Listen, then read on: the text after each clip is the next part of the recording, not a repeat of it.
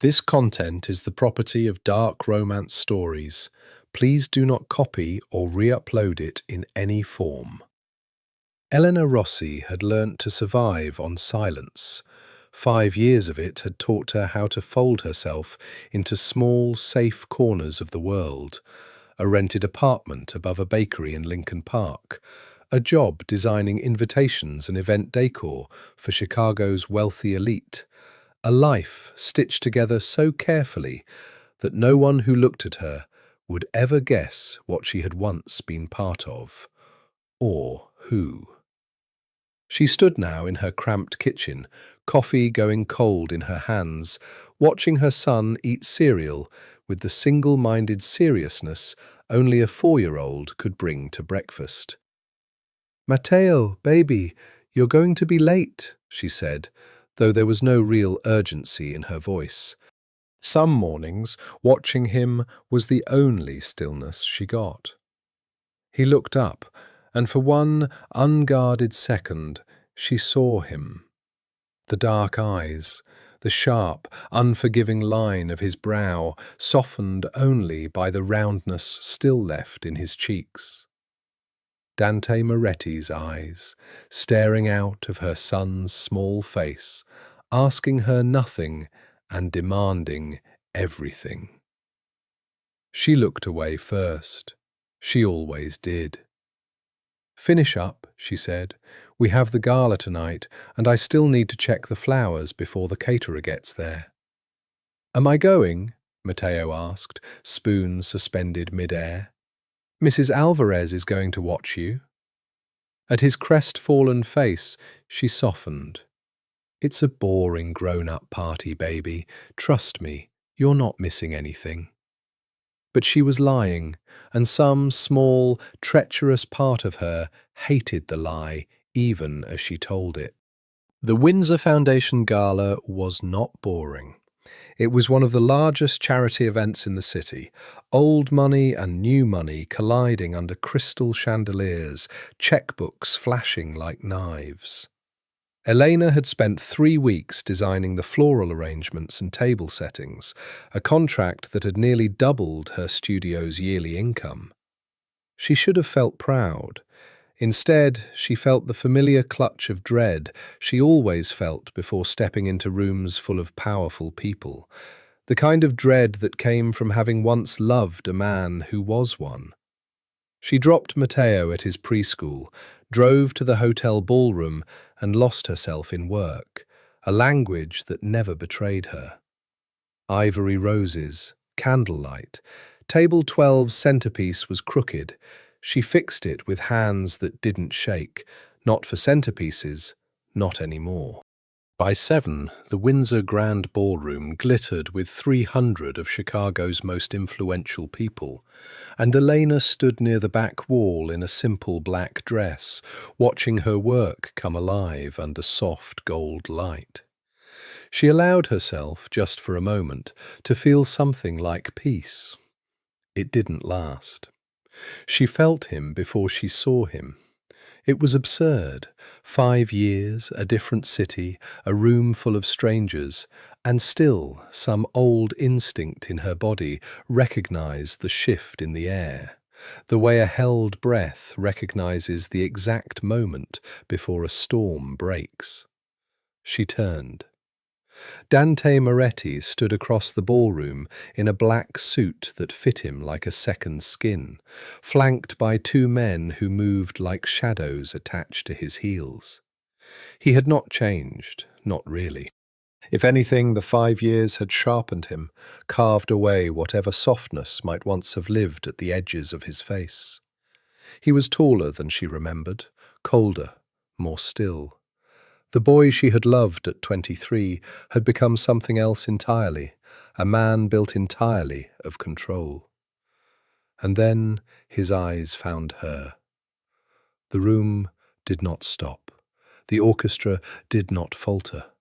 But for Elena, everything else simply ceased to exist. The caterers, the senators, the low murmur of wealth congratulating itself, because Dante Moretti was crossing the ballroom floor toward her with the terrible, deliberate calm of a man who had just seen a ghost he refused to let vanish twice. "Elena," he said when he reached her. Just her name, nothing more.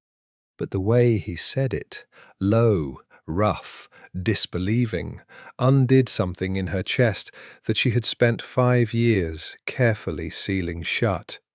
"Dante." She kept her voice even through sheer force of will. "I didn't know you'd be here." Clearly. His eyes moved over her face like he was cataloguing every way she had changed. "You disappeared." "I moved on." "You vanished, Elena, in the middle of the night. No note, no calls."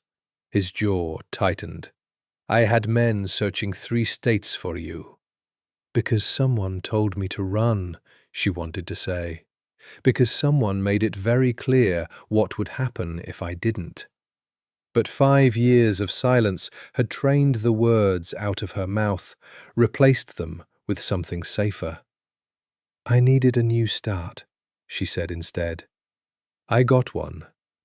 His eyes dropped briefly to her left hand, bare, no ring, and something in his shoulders eased a fraction, though his expression gave away nothing. "Are you here alone?" "I'm working." She gestured vaguely at the ballroom. "The flowers, the decor, it's my company." Impressive. He said it like he meant it, which somehow made it worse. "You always had good taste." The silence that followed was loaded with 5 years of things unsaid. Elena's heart hammered so hard she was certain he could hear it. She needed him to walk away. She needed this conversation to end before he asked the question she could see forming behind his eyes, the question that had been forming, she realized with rising panic, since the moment he'd first looked at her. "I should get back to work," she said quickly. "Elena." His hand caught her wrist, not hard, not threatening, just there, warm and familiar in a way that made her breath catch. "Have dinner with me. Just dinner. We have 5 years to catch up on." "Dante, I can't." "Mama!" The voice cut across the ballroom floor before Elena could stop it, high, delighted, careless in the way only a child's voice could be in a room full of adults playing at civility. Elena's blood turned to ice. She turned to see Mrs. Alvarez hurrying across the room, apologetic and flustered, with Matteo's small hand wrapped in hers. "I'm so sorry, Miss Rossi. He wouldn't stop crying. He said he wanted to see the flowers." But Elena wasn't listening anymore. She was watching Dante's face. He had gone very, very still. His eyes had found the boy. Dark hair, unruly the way Dante's had been at that age in old photographs she'd once been shown. The same sharp cheekbones just beginning to emerge beneath baby fat. The same eyes, black as midnight, staring up at the glittering chandeliers with unguarded wonder. Elena watched the exact moment the math resolved itself behind Dante Moretti's eyes. Watched 5 years of careful lies collapse in the space of a single heartbeat. "Elena," he said, and his voice had changed entirely. Gone was the warmth, replaced by something low and dangerous and utterly still, like the moment before a gun fires. "How old is he?" She could not speak. She could not breathe. "Elena." His hand tightened on her wrist. "How old is your son?" "4," she whispered, because there was nowhere left to hide, and some broken part of her was almost relieved to finally stop running. "He's 4 years old, Dante." She watched him do the math a second time, more precisely now, counting backward through calendar months to a summer that neither of them had ever spoken of again. She watched his face go through disbelief and fury and something achingly close to grief before settling, with terrifying finality, into pure, possessive resolve. "He's mine," Dante said. It was not a question. Elena closed her eyes. "Dante, he's mine," he said again, and this time his voice carried through the ballroom like the toll of a bell, low enough that only she could hear it, but final enough that she understood with sick certainty that her carefully built life was about to end. Elena had exactly 4 minutes to think before Dante Moretti followed her into the small service corridor behind the ballroom, and she used every one of them, trying to remember how to breathe. She had rehearsed this moment 1,000 times in her head over 5 years, the moment someone from that old life found her again, and in every version she had been calm, composed, armoured. In every version, she had known exactly what to say. None of that mattered now, because Matteo's small hand was in hers, and Dante's eyes had already seen everything they needed to see. "Mrs. Alvarez," Elena said, forcing steadiness into her voice. "Can you take Matteo to the car? I'll meet you there in a few minutes." The older woman glanced between Elena's pale face and the imposing man now standing several feet away, radiating a stillness that felt like the eye of a hurricane, and nodded quickly, ushering Matteo away without further questions. "Bye, Mama," Matteo called, oblivious, already chattering to Mrs. Alvarez about the chandeliers. Elena waited until he disappeared through the ballroom doors before she turned to face Dante fully. Up close, in the dim service corridor, away from the gold light and murmuring crowd, he looked less like the polished heir to an empire and more like the boy she'd fallen in love with 5 summers ago, except harder now, the edges sanded down to something sharper, more dangerous. "Say it," he said quietly. "I want to hear you say it." "Dante, say it, Elena." She swallowed. "He's your son." The words hung in the air between them like smoke. Dante closed his eyes briefly, and when he opened them again, something had shifted. The disbelief had burned away entirely, leaving only a terrible, focused clarity. 5 years, he said. 5 years, Elena. You let me believe. He stopped himself, jaw working, and when he continued, his voice had dropped even lower. Do you have any idea what you took from me? I didn't take anything from you. Her own anger, buried for 5 years, finally cracked through the fear. I left because I had to. Had to? He laughed, short and humourless. You disappeared in the middle of the night without a single word after we... He stopped again, and this time she saw something flicker across his face that looked almost like pain. I thought you were dead, Elena. Do you understand that? For weeks I thought someone had killed you, and I turned this city upside down, trying to find out who. Elena's chest tightened. She hadn't known that. In her careful narrative of that summer, the one she'd built to survive, the one where leaving had been simple and clean and necessary, she had never let herself imagine what her disappearance had done to him. I'm sorry, she said, and meant it, even as every instinct told her not to give him an inch. But you don't understand what happened. Then explain it to me. His voice had gone dangerously soft. Explain to me Why, the woman I loved vanished without a trace and raised my son 400 miles away without ever telling me he existed. The woman I loved. Past tense, present tense, she couldn't tell any more, and it terrified her how much she wanted to know. I was threatened, she said finally. Dante went very still. Threatened? By whom? Elena hesitated.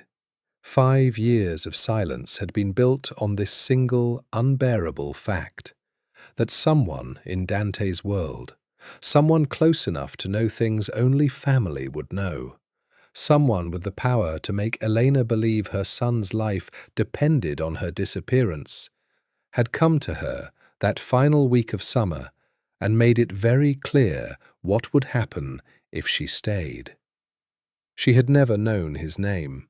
He had worn no mask, but he had spoken with such calm, practiced menace that she had understood in her bones that this was a man used to making threats and following through on them. Leave tonight, he had told her. Never contact him again. If you do, if you ever try to reach out, if you ever tell him about a child, you will not survive it, and neither will the boy. She had been 23, alone, and pregnant with a secret she hadn't even told Dante yet. She had run because she'd had no other choice that felt survivable. I don't know his name, she admitted. A man came to me. He said he worked for your family. He told me that if I ever contacted you again, if I ever told you I was pregnant, he would make sure neither of us survived it. Dante's face had gone from cold to something else entirely, something dark and dangerous that made the hair on Elena's arms rise. Describe him. Older, grey at the temples. He had a scar. She traced a line along her own jaw, remembering the man's face with the perfect, terrible clarity of trauma. Here, down the left side. Something shifted behind Dante's eyes. Recognition, swift and unwelcome. But he said nothing, and Elena understood, watching his jaw lock and his hands curl into fists at his sides, that he already had a suspicion he wasn't ready to voice. Whoever this was, he said finally, he did not act on my authority. My family did not send anyone to threaten you, Elena. I would never— He stopped, breathing hard, visibly reining himself in. I would have married you. Do you understand that? I would have given you everything. I didn't know that, she whispered. All I knew was that a man I'd never met walked into my apartment and told me my life was over unless I disappeared. I was scared, Dante. I was alone and pregnant, and I didn't know who to trust. For a long moment, neither of them spoke. The distant music from the ballroom filtered through the corridor walls, incongruously cheerful. You should have trusted me, Dante said finally, quietly. I didn't know if you'd sent him yourself. The accusation landed like a slap. Dante's expression hardened into something colder than she'd yet seen. You thought I would threaten the woman carrying my child. I didn't know what to think. I was 23 years old, Dante, and everything I knew about your family came from whispers and headlines. Men who disappeared, rivals who turned up in the Hudson. A world I understood nothing about except that it was dangerous and I was suddenly, terrifyingly inside it. Her voice cracked, 5 years of fear finally spilling out. I made the only choice I could make, to keep our son safe. Something in Dante's face shifted at our son, the possessive fury tempering just slightly into something rawer. He's safe now, Dante said, and he's coming home with me. Absolutely not. Elena's spine straightened. You don't get to reappear in my life after 5 years and start making demands about my son. Our son, Dante corrected, low and dangerous. And I'm not asking, Elena. Someone in my world threatened you 5 years ago and drove you into hiding. That threat clearly worked, which means whoever gave it still believes it's necessary to keep you and Matteo away from me. That makes both of you targets. I won't have my son's life in danger because you're too proud to accept my protection. I have kept him safe for 5 years without your protection. You got lucky. His voice was flat, final. Luck runs out, Elena. I'm not willing to gamble my son's life to prove a point. So what? You're going to force me? Kidnap us? I'm going to do, Dante said, stepping closer, close enough that she could feel the heat radiating off him, could see the exhaustion beneath the fury in his dark eyes. Whatever it takes to keep both of you alive. You can come to New York willingly, Elena, or I will make it happen a much less pleasant way. Either way, you and Matteo are coming home with me. Elena stared up at him, heart pounding, and understood with sick clarity that the life she'd spent 5 years building, the careful, quiet, safe life, was already gone. It had ended the moment Matteo had called out her name across a crowded ballroom. You can't just take my son, she said, though her voice had lost some of its conviction. Watch me. That night, after Dante had finally, reluctantly, allowed her to take Matteo home, after she'd tucked her son into bed and sat alone in the dark of her small apartment with a bottle of wine she didn't touch, Elena let herself remember, for the first time in years, the summer that had ruined her for anyone else. She had been 23, newly graduated, working as an assistant event planner for a firm that catered to New York's old money elite, the kind of families who spent more on a single wedding than most people earned in a decade. She had been assigned to a private engagement party at the Moretti family's Hamptons estate, a sprawling white house perched above the Atlantic like something out of a Fitzgerald novel, and she had been terrified from the moment she'd driven through the gates. She remembered the exact moment she'd seen him. He'd been standing on the terrace overlooking the ocean, dark suit, dark eyes, radiating the kind of authority that made grown men lower their voices when he walked past. Someone had introduced him as Dante Moretti, and Elena, 23, exhausted, holding a clipboard and a walkie-talkie, had felt something in her chest simply stop. You're new, he'd said, when he caught her staring. I'm working, she'd corrected, flustered, and something in his expression had shifted. Amusement, genuine and warm, replacing the cold assessment he'd been giving her a moment before. Everyone here is working, he'd said, even the guests, especially the guests. He'd nodded toward the crowd of glittering socialites gathered near the bar. You're the only person on this terrace who isn't performing for someone. She hadn't known what to say to that. She still remembered the way he'd looked at her, like she was the only real thing in a room full of costumes. That had been the beginning. He'd found excuses to talk to her throughout the party, and when it ended near midnight, he'd walked her to her car and asked, with a directness that had startled her, if he could see her again. She should have said no. Every instinct she had, every warning her mother had given her about men like him, every headline she'd ever read about the Moretti family, told her to say no. She'd said yes anyway. What followed had been the best summer of her life. Dante had been nothing like what she'd expected, not the cold, calculating air the papers made him out to be, but someone funny and fiercely intelligent and surprisingly gentle beneath the armour he wore for the rest of the world. He'd taken her to tiny, unmarked restaurants in Little Italy, where the owners greeted him by name and refused to let him pay. He taught her to sail off Montauk, laughing at her terrible attempts to read the wind. He'd shown up at her apartment at 2 in the morning once, exhausted and grim after some business she never asked about, and simply asked to sit with her for a while.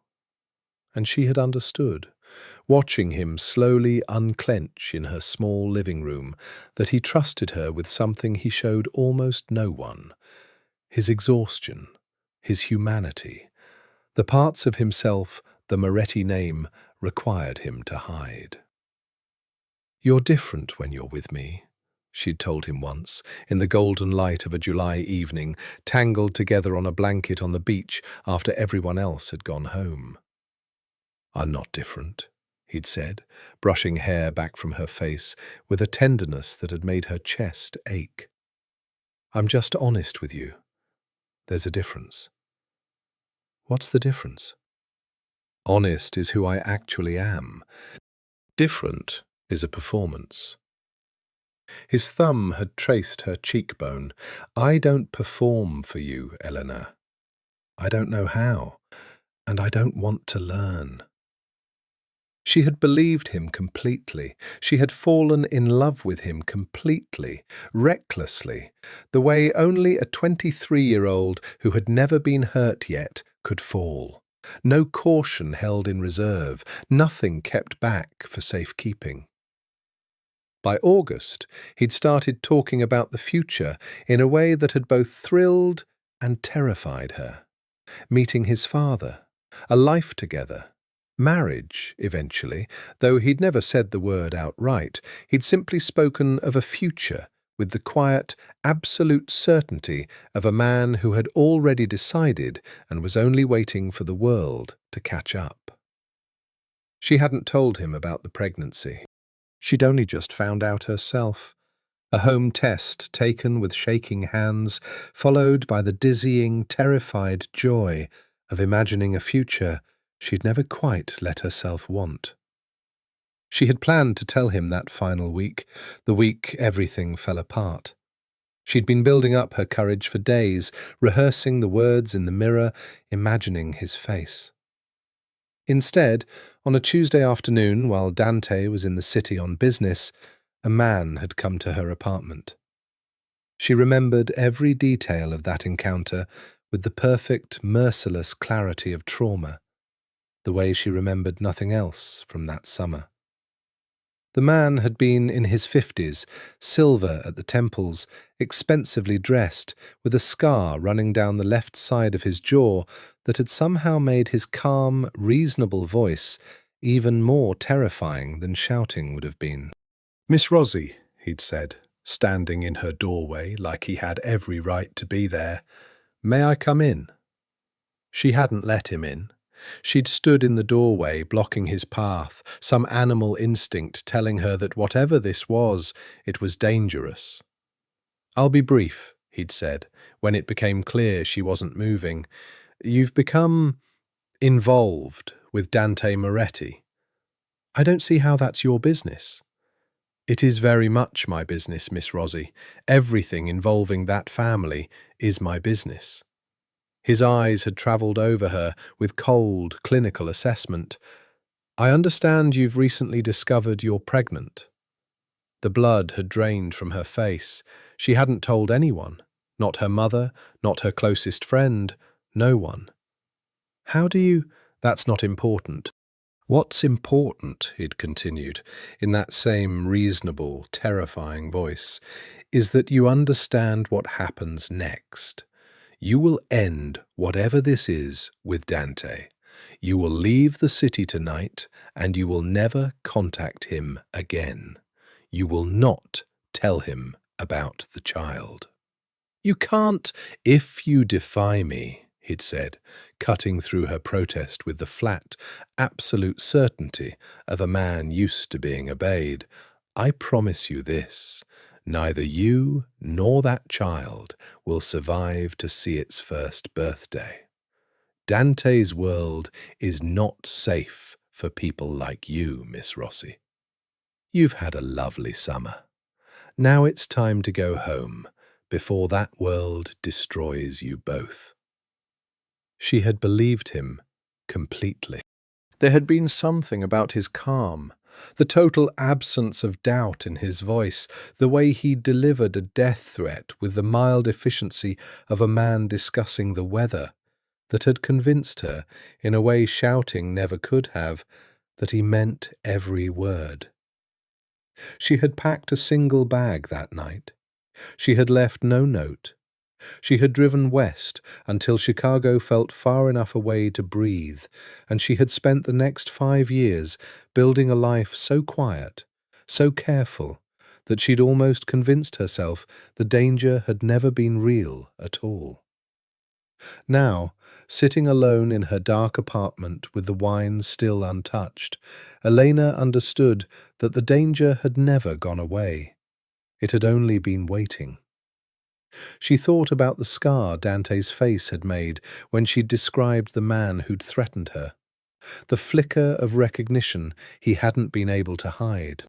He knew who it was, or he suspected.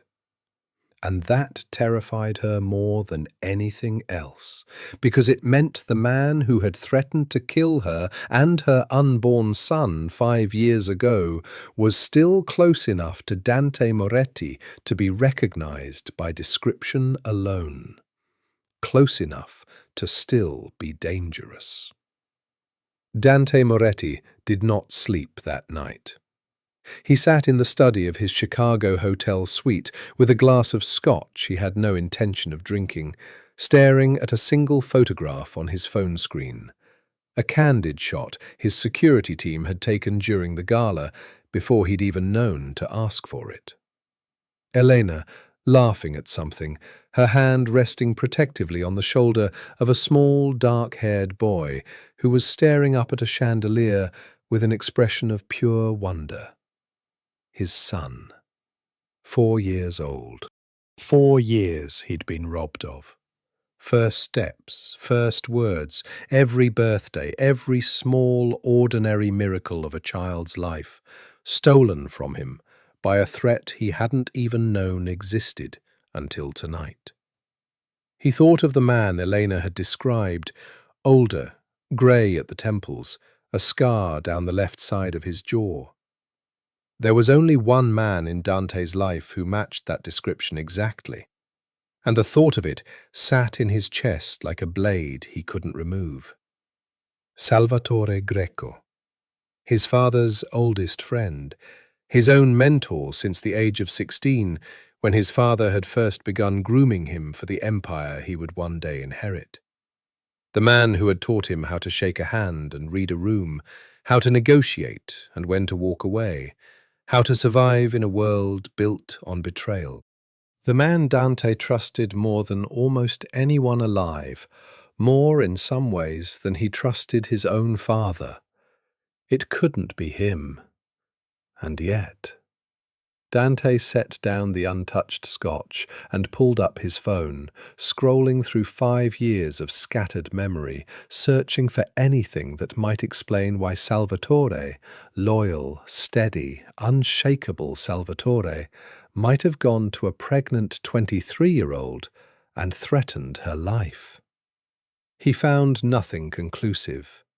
Only a vague unease he couldn't quite name, a sense that something about that final week 5 years ago had never quite added up.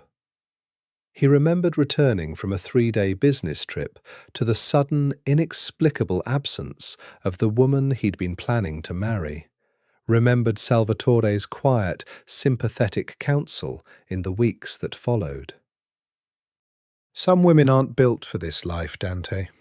Better she left now than after you'd given her your name." He had believed it at the time. He had been in too much pain to question it. Now, 5 years later, sitting alone with the knowledge of a son he'd never known existed, Dante found himself questioning everything. He didn't sleep. By 6 in the morning, he had made 2 decisions, both absolute. The first, he would find out with total certainty whether Salvatore Greco had betrayed him. The second, Elena and Matteo were coming to New York, whether she agreed to it or not. Elena spent the morning trying to convince herself that Dante's threat had been empty bravado, the kind of dramatic ultimatum a man says in the heat of the moment and reconsiders by morning. She dropped Matteo at preschool, went to her studio, tried to focus on invoices and floral orders like her entire world hadn't just been upended. By 11, a black SUV was parked outside her studio. By noon, Dante Moretti walked through her front door without knocking. 2 men in dark suits stationed silently outside on the sidewalk. "You can't keep showing up like this," Elena said, setting down the arrangement she'd been working on with hands that were not quite steady. "I have a car ready to take us to the airport," Dante said, ignoring her entirely. "My jet leaves in 2 hours. "I'm not going anywhere." Elena. He said her name the way he had the night before, low, final, dangerous. "I've spent the night finding out exactly how vulnerable you and Matteo are here. No security detail, a building with a single entrance and no cameras in the stairwell. A preschool with a pickup list that doesn't even require photo ID. His jaw tightened. "You've been living completely exposed for 5 years, and you got lucky that whoever threatened you 5 years ago never came looking again. I am not willing to bet my son's life on luck holding a second time. I have kept us safe. You've kept yourselves hidden. That's not the same thing." He crossed the small studio, and she was struck again by how he seemed to take up more space than the room should have allowed. "I need you to understand something, Elena. I'm not asking you to come to New York because I want to punish you, or control you, or take Matteo away from you.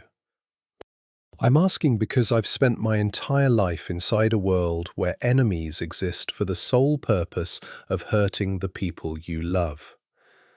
If word gets out, and word always gets out, that Dante Moretti has a son living undefended in Chicago, that boy becomes a target within days.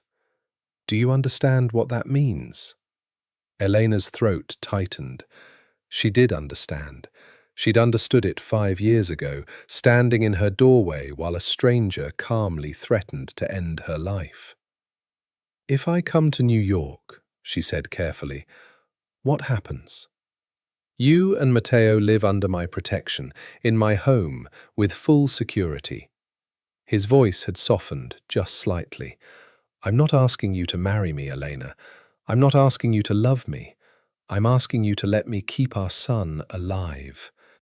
The word love hung between them, unspoken but present, heavy with everything neither of them had said yet. "And if I refuse?" Something shifted in his expression. Regret, briefly, before it hardened back into resolve. "Then I'll be forced to pursue full legal custody, and I promise you, Elena, my family's resources in that arena are considerably greater than yours. I don't want to do that. I would much rather you come willingly. But I will not leave my son unprotected. That is not negotiable." Elena looked at him for a long moment. This man she had once loved with the reckless totality of youth, who had returned to her life not as a lover, but as a threat wrapped in concern, an ultimatum dressed as protection. "I need to think," she said finally. "You have until tomorrow morning." His voice gentled, almost imperceptibly. "Eleanor, I know I'm asking you to trust a world that already hurt you once. I understand that. But I promise you, on my son's life, I promise you, nothing will happen to either of you under my roof. I will not let it." He left without waiting for her response, and Eleanor stood alone in her studio, surrounded by roses she could no longer see clearly through the tears blurring her vision, understanding that whatever choice she made, her old life was already over. She said yes the next morning, not because Dante had worn her down, but because somewhere in the sleepless hours of the night, staring at Matteo's peaceful, unaware face in the dim glow of his nightlight, she had understood a truth she could no longer avoid. She was not equipped to protect her son from the kind of danger Dante's world contained. She had been lucky for 5 years. Luck was not a plan. The private jet was smaller than she'd expected, sleek, quiet, upholstered in soft cream leather, and Matteo pressed his face to the window the entire flight, narrating every cloud formation with breathless enthusiasm, while Dante watched him with an expression Elena had never seen on his face before: raw, undefended wonder. "He talks a lot," Dante said quietly, at one point, not quite looking at her. "He gets that from you," Elena said, before she could stop herself. Dante's mouth curved, the first real smile she'd seen from him since the gala. "I don't talk that much. You used to. That first summer, you couldn't stop talking about the restaurant your grandfather opened, and the boat you wanted to buy, and—" She stopped herself, realizing she'd wandered into dangerous territory. Memories neither of them had agreed to revisit. Dante's expression sobered. "I remember," he said quietly. They didn't speak much after that. Elena watched New York's skyline emerge through the window as they descended, the city sprawling gold and glittering beneath a darkening sky, and felt something like dread settle low in her stomach.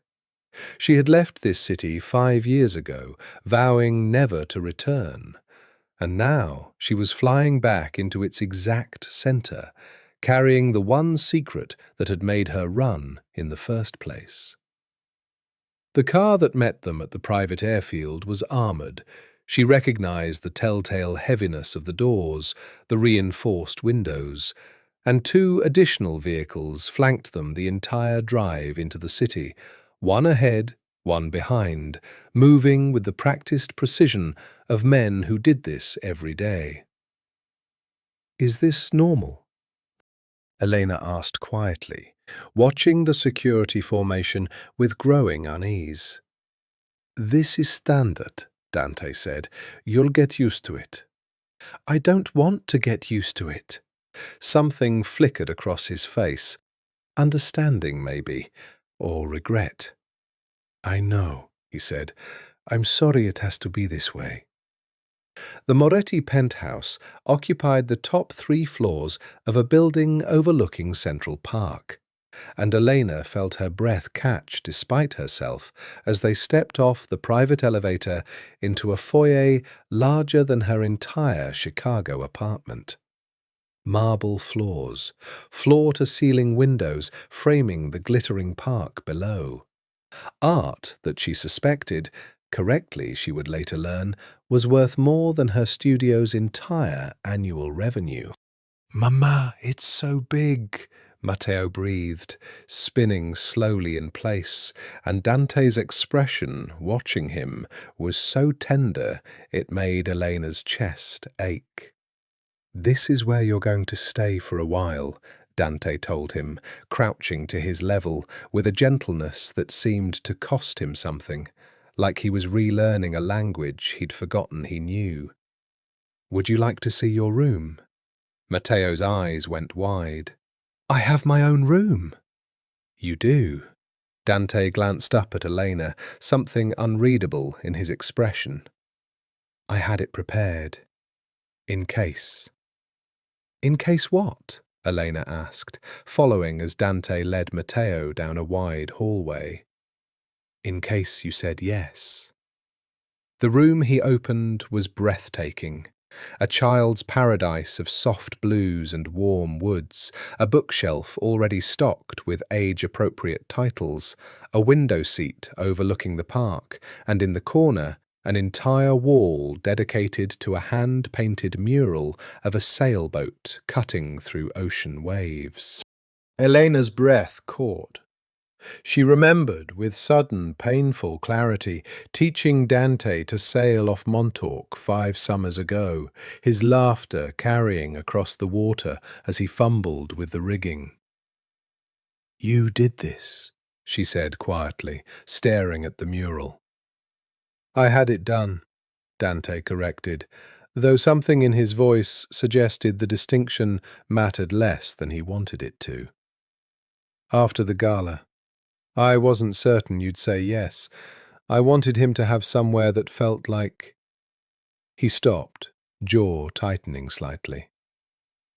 "I wanted him to have somewhere that felt like it belonged to him. Not a guest room. A home." Elena watched Matteo run to the window seat, already chattering about the sailboat, and felt something complicated twist in her chest. Gratitude and grief, and a longing she thought she'd buried 5 years ago for the man who used to look at her exactly the way he was looking at their son right now. "Thank you," she said quietly, "for this. You don't need to thank me for taking care of my own son." The words landed with more weight than he perhaps intended, a quiet declaration of everything he'd been robbed of and everything he intended to reclaim. "There's someone I need you to meet," Dante said, after Matteo had settled into exploring his new room with the housekeeper, a warm, older woman named Rosa, who'd immediately won him over with cookies. "Tonight, at dinner. My father." Elena's stomach dropped. "Your father knows? He will by tonight?" Dante's expression turned grim. "He needs to hear it from me before the rest of the family finds out some other way. This world runs on information, Elena, and secrets have a way of becoming currency. I'd rather control how this news moves than have it leak." "And what about—" Elena hesitated, remembering the man with the scar, the threat that had driven her into hiding for 5 years. "What about the man who threatened me?" Dante's jaw tightened, and for the first time since she'd met him 5 years ago, she saw something like real fear pass behind his eyes. Not fear for himself, she realized, but the specific, helpless fear of a man beginning to suspect a truth he wasn't ready to face.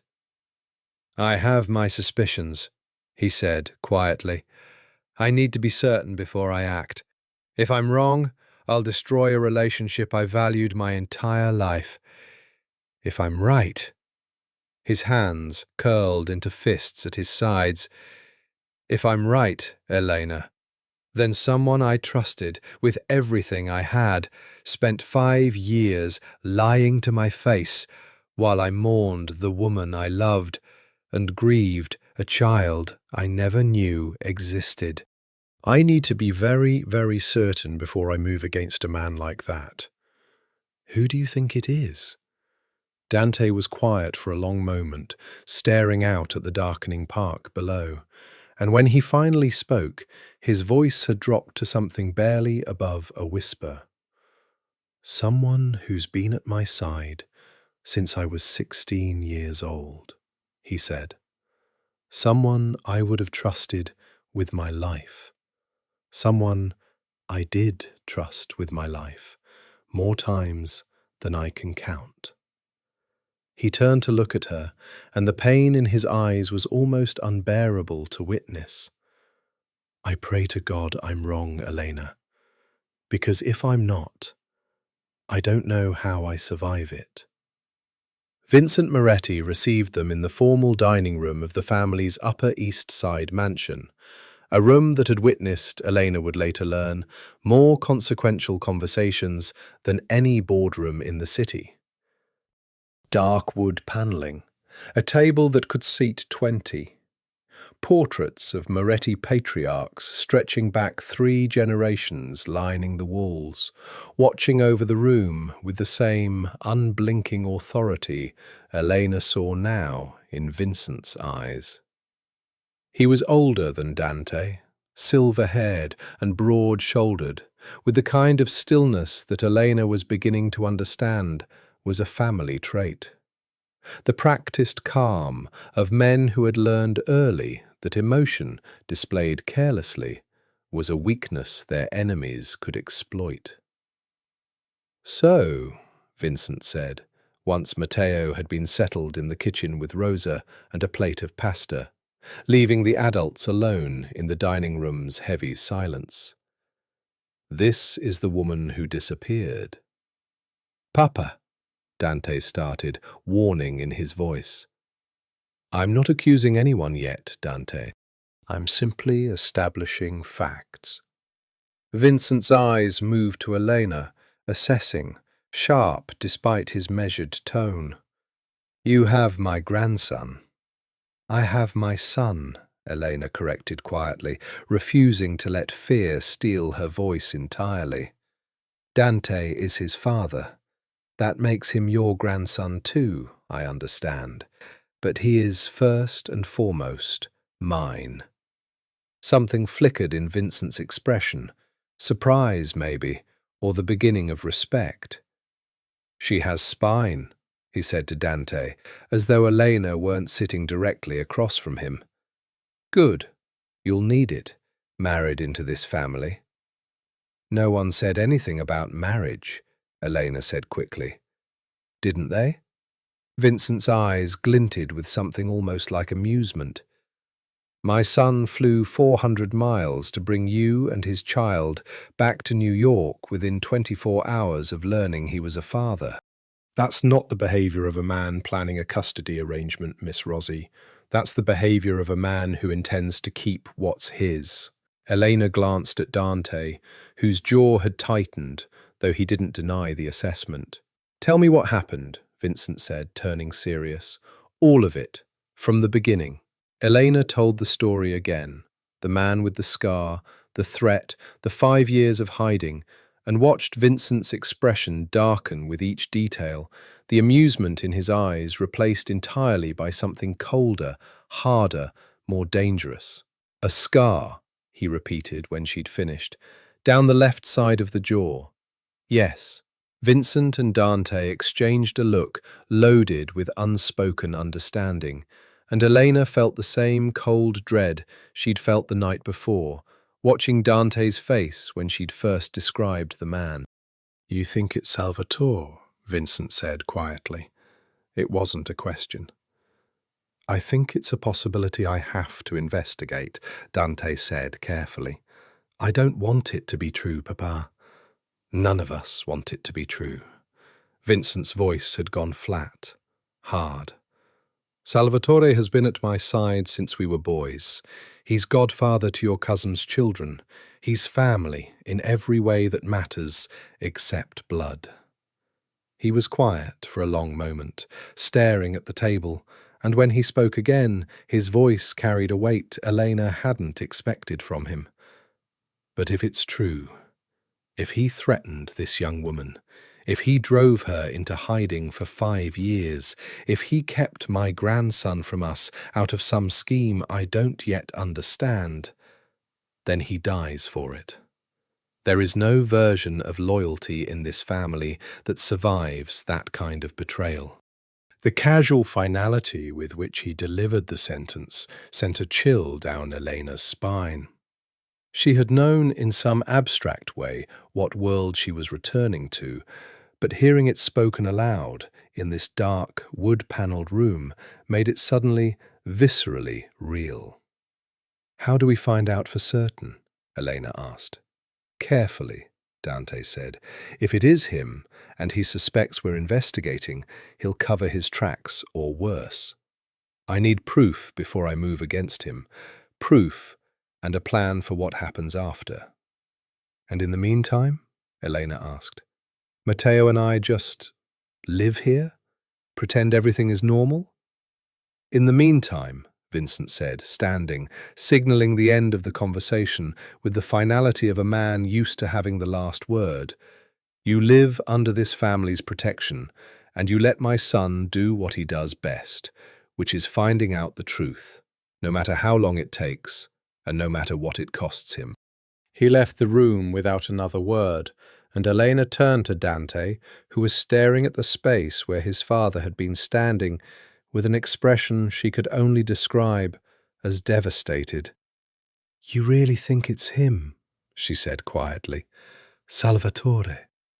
I think, Dante said, that I have spent my entire life being taught that loyalty is the only currency that matters in this world, and that the man who taught me that lesson may be the same man who threatened to kill the woman I loved and the child she was carrying.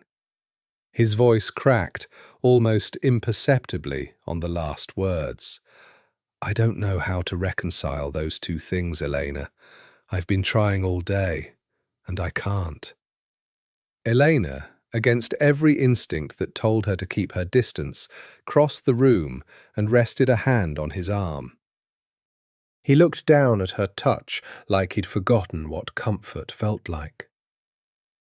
For what it's worth, she said quietly, I don't think finding the truth makes you weak. I think it makes you exactly the kind of man who deserves better than what happened to us. Dante's eyes met hers, dark and unguarded, in a way she hadn't seen since that last golden summer 5 years ago. And for one dangerous moment, Eleanor thought he might close the distance between them entirely. Instead, he stepped back, visibly reining himself in. I should have you and Matteo settled for the night, he said, voice rough. Tomorrow, I begin finding out the truth. Tonight, you should rest. You're safe here, Eleanor. Whatever else happens, I promise you that. She wanted to believe him. Standing in that dark mansion, surrounded by portraits of men who had built an empire on violence and secrets, she wanted, desperately, to believe that safety was something Dante Moretti could actually promise her. She was terrified to discover, over the following weeks, exactly how wrong that hope would prove to be. The first 2 weeks in the Moretti penthouse passed in a strange, suspended rhythm that Elena couldn't quite name. Not peace, exactly, but something adjacent to it, a fragile domestic routine built on top of unresolved danger. Matteo adjusted with the effortless resilience of a 4-year-old, quickly claiming favourite spots throughout the vast penthouse, charming Rosa into extra desserts, and, most disarmingly of all, beginning to seek Dante out with an openness that made Elena's chest ache every time she witnessed it. Within a week, Matteo had started asking Dante to read his bedtime stories. Within 10 days, Dante had rearranged his entire schedule to be present for it. You don't have to do that every night, Eleanor told him, one evening, finding him in the hallway outside Matteo's room, tie loosened, looking more exhausted and more content than she'd seen him since the gala. I want to, Dante said simply. I have 4 years to make up for. I intend to make up for every single one of them. Elena found herself, against every careful instinct she'd built over 5 years, softening toward him in small, dangerous increments. He was patient with Matteo in ways she hadn't expected, crouching down to his level, listening with genuine focus to Matteo's rambling stories about dinosaurs and sailboats. teaching him small things with a quiet, careful tenderness that reminded her painfully of the man she'd fallen in love with 5 summers ago. But it was the moments between them, Elena and Dante alone, late at night, after Matteo had finally fallen asleep, that unsettled her most. They had fallen into a habit of sharing a late glass of wine on the terrace after Matteo's bedtime, ostensibly to discuss security arrangements or the ongoing quiet investigation into Salvatore's possible betrayal. But the conversations rarely stayed strictly practical. They drifted inevitably into memory. The sailing lessons, the tiny restaurant in Little Italy, small fragments of the life they'd almost built together before it had been stolen from them. "I looked for you," Dante told her one night, the city glittering below them, his voice rougher with wine and old grief than she'd heard it since her return. "For months, I hired investigators. I told myself you'd left because you got scared of what I am, and I hated myself for it, because I understood, I do understand, Elena, why someone would run from this life." "I didn't run from you," Elena said quietly. "I ran from a threat I thought was real enough to kill me." "I know that now." His hand found hers on the table between them, and she let him take it, some old, worn-down part of her too tired to keep fighting the pull between them. "I keep thinking about everything I missed. His first steps, his first word, every birthday." His voice cracked, barely perceptibly. "I keep doing the math, Elena. 4 years, 3 months, and I've missed nearly all of it." "I'm sorry," she whispered, and meant it more than she'd expected to. "I don't want an apology." His thumb traced small, absent circles across the back of her hand. "I want to know if there's any version of this where you could ever forgive me for not finding you sooner, where you could ever consider—" He stopped himself, jaw tightening, visibly reining in whatever he'd been about to say. "Consider what?" Elena asked, though some traitorous part of her already knew. "Us," Dante said finally, quietly, the word landing between them with the weight of everything neither of them had allowed themselves to say since her return. "I know I have no right to ask. I know what I'm offering you is complicated and dangerous and probably insane given everything that's happened. But I never stopped loving you, Elena. 5 years, and I never came close to feeling for anyone else what I felt for you that summer." Elena's breath caught. She had told herself for 5 years that whatever she'd felt for Dante Moretti had been the reckless infatuation of youth, easily outgrown, safely buried.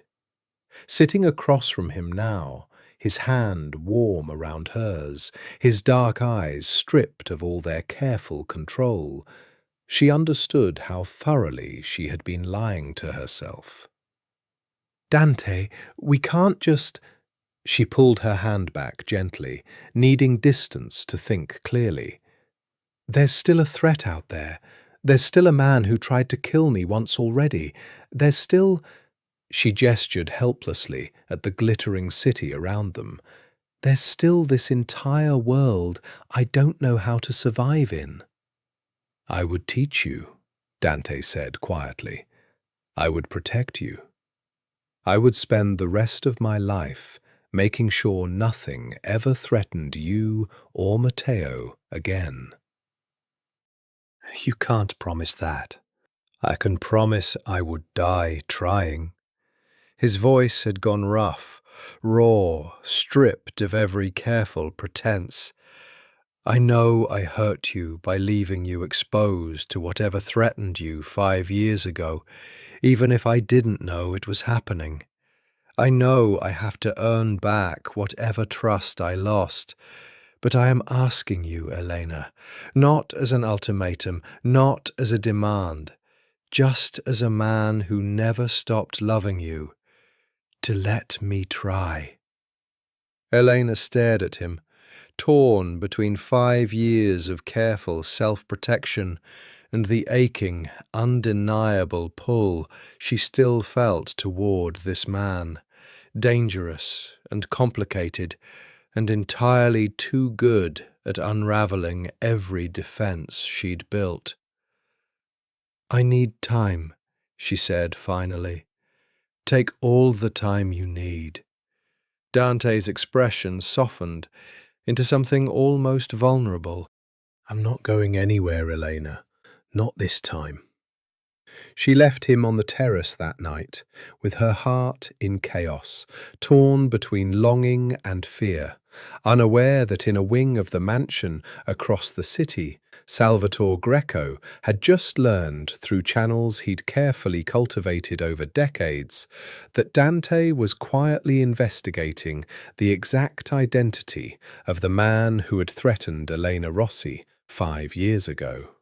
And Salvatore Greco, calm and composed as always, had already begun making plans to ensure that investigation never reached its conclusion.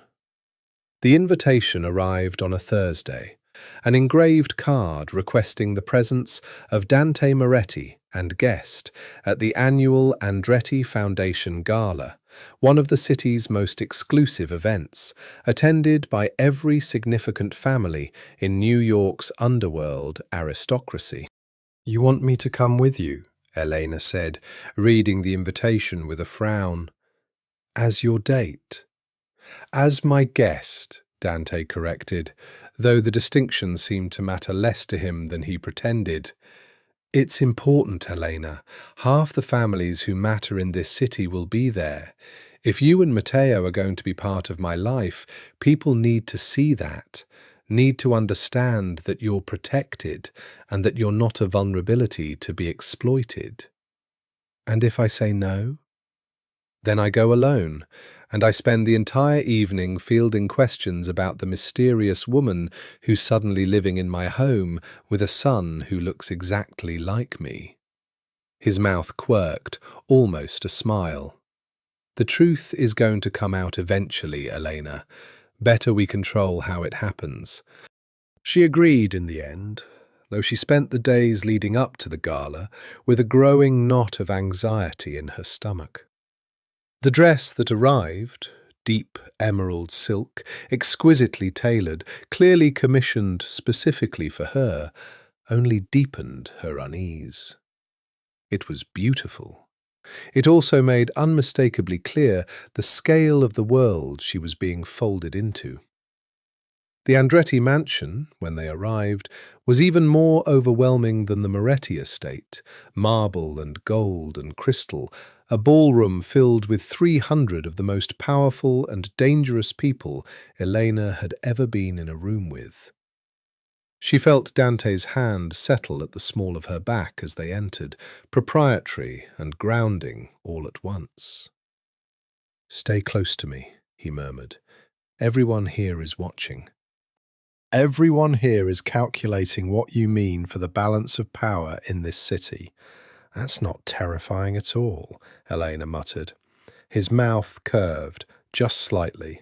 "You'll be fine. You survived a summer with me once already." The evening unfolded in a blur of introductions Elena struggled to keep straight. The Andrettis, the Castellanos, the Bianchis, families whose names carried weight she was only beginning to understand. She noticed throughout the way people's eyes moved between her and Dante with sharp, assessing curiosity, and understood that her presence at his side was being read, correctly, as a significant declaration. It was near 10 o'clock when Isabella Castellano approached them. Elena recognized the type immediately.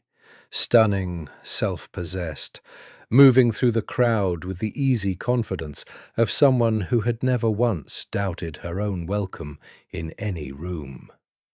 She was also, Elena realized within seconds of the introduction, someone with a history with Dante that neither of them bothered to hide. Dante.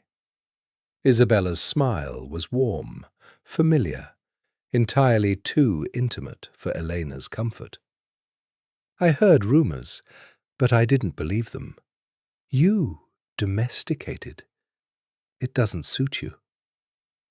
Isabella. Dante's voice was polite, carefully neutral. This is Elena.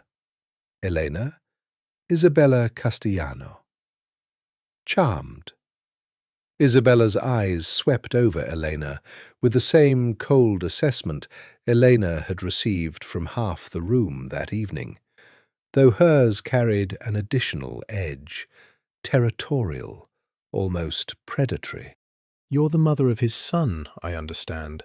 How unexpected. Isabella, Dante said, warning clear in his voice now. I'm simply making conversation, Dante. Isabella's smile didn't waver, though something sharper flickered behind her eyes. We were quite close, you know, before you disappeared for a summer 5 years ago and came back an entirely different man. I always wondered what happened. What happened, Dante said flatly, is none of your business. Of course. Isabella's gaze returned to Elena, assessing, faintly dismissive. Well, I hope you're prepared for this world, Elena. It has a way of chewing up people who don't understand its rules. She left with a final, lingering look at Dante that made Elena's chest tighten with something ugly and unfamiliar. Jealousy, she realized, sharp and immediate, catching her entirely off guard. You dated her, Elena said, once Isabella had disappeared into the crowd. Briefly, years ago, it meant nothing. Dante's eyes searched her face. Elena, are you jealous? No, Elena lied, badly. Dante's mouth curved into a genuine smile, the first real one she'd seen from him all evening. You are. That's... He stopped himself, visibly reconsidering whatever he'd been about to say, though the warmth in his expression didn't fade. There's nothing to be jealous of.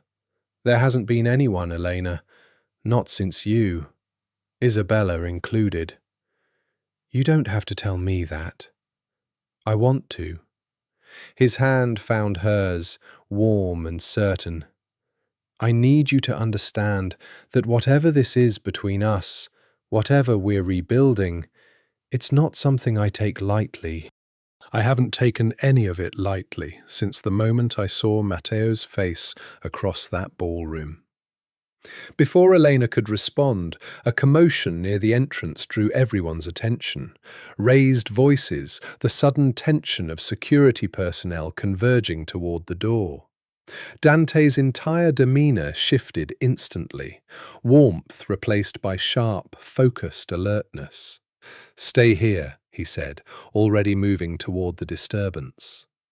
Elena watched him go, heart pounding, and felt the fragile illusion of the evening's glamour crack entirely, revealing the dangerous world beneath it. Whatever was happening at the entrance, she understood with cold certainty, was not a simple party disruption. It was the first sign of the danger Dante had promised to protect her from, and it would not be the last. The commotion, it turned out, was nothing more than an uninvited journalist attempting to force his way into the gala. A minor security matter, resolved within minutes, forgotten by most of the guests before the orchestra had even finished its current song. But Elena noticed, watching Dante's face as he returned to her side, that something in him had not fully relaxed even after the threat proved harmless. His eyes kept scanning the room, methodical and sharp. The easy warmth from earlier in the evening replaced by a coiled, watchful tension. You're not okay, she said quietly, once he'd rejoined her. I'm fine. His hand found the small of her back again, guiding her subtly toward a quieter corner of the ballroom. I just don't like surprises. Not anymore. They left the gala shortly after midnight, Elena grateful for the reprieve from the exhausting performance of navigating a world she still barely understood. The drive back to the penthouse was quiet, comfortable in a way that surprised her. Dante's hand resting on the seat between them, close enough to touch, not quite touching. It was nearly 1 in the morning when they reached the penthouse, and Elena had just slipped off her heels in the foyer when the first gunshot shattered the night. Everything happened at once. Dante's arm wrapped around her, forcing her down behind the marble entry table with a speed and precision that spoke of years of training she'd never witnessed firsthand. Shouting erupted from the security detail stationed outside. A second shot rang out, closer this time, and Elena's heart seized with a single paralyzing thought. Matteo.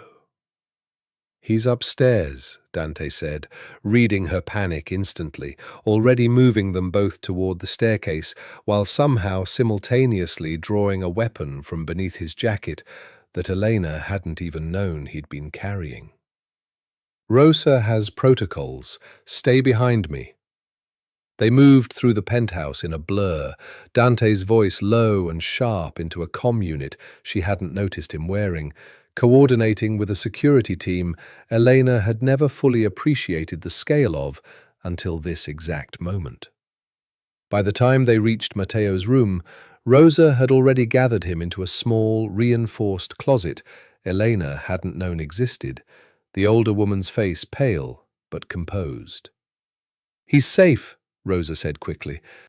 "I heard the first shot and moved immediately, exactly as trained."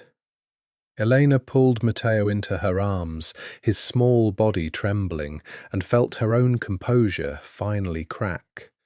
"It's okay, baby. It's okay. Mama's here." "I heard fireworks," Matteo said, voice small, though the fear in his eyes suggested he understood, on some instinctive level, that this was not fireworks. "Just loud noises," Elena said, pressing her lips to his hair, hands shaking as she held him. "You're safe. I promise you're safe." Dante remained in the doorway, weapon still drawn, coordinating in low, sharp tones with the security team sweeping the building's perimeter. Elena watched him move, cold, precise, utterly transformed from the man who'd been reading Matteo bedtime stories an hour earlier, and understood, with a chill that had nothing to do with the danger outside, exactly how much of himself Dante had been hiding beneath the careful domesticity of the past 2 weeks. It took nearly an hour for the security team to confirm the building was clear.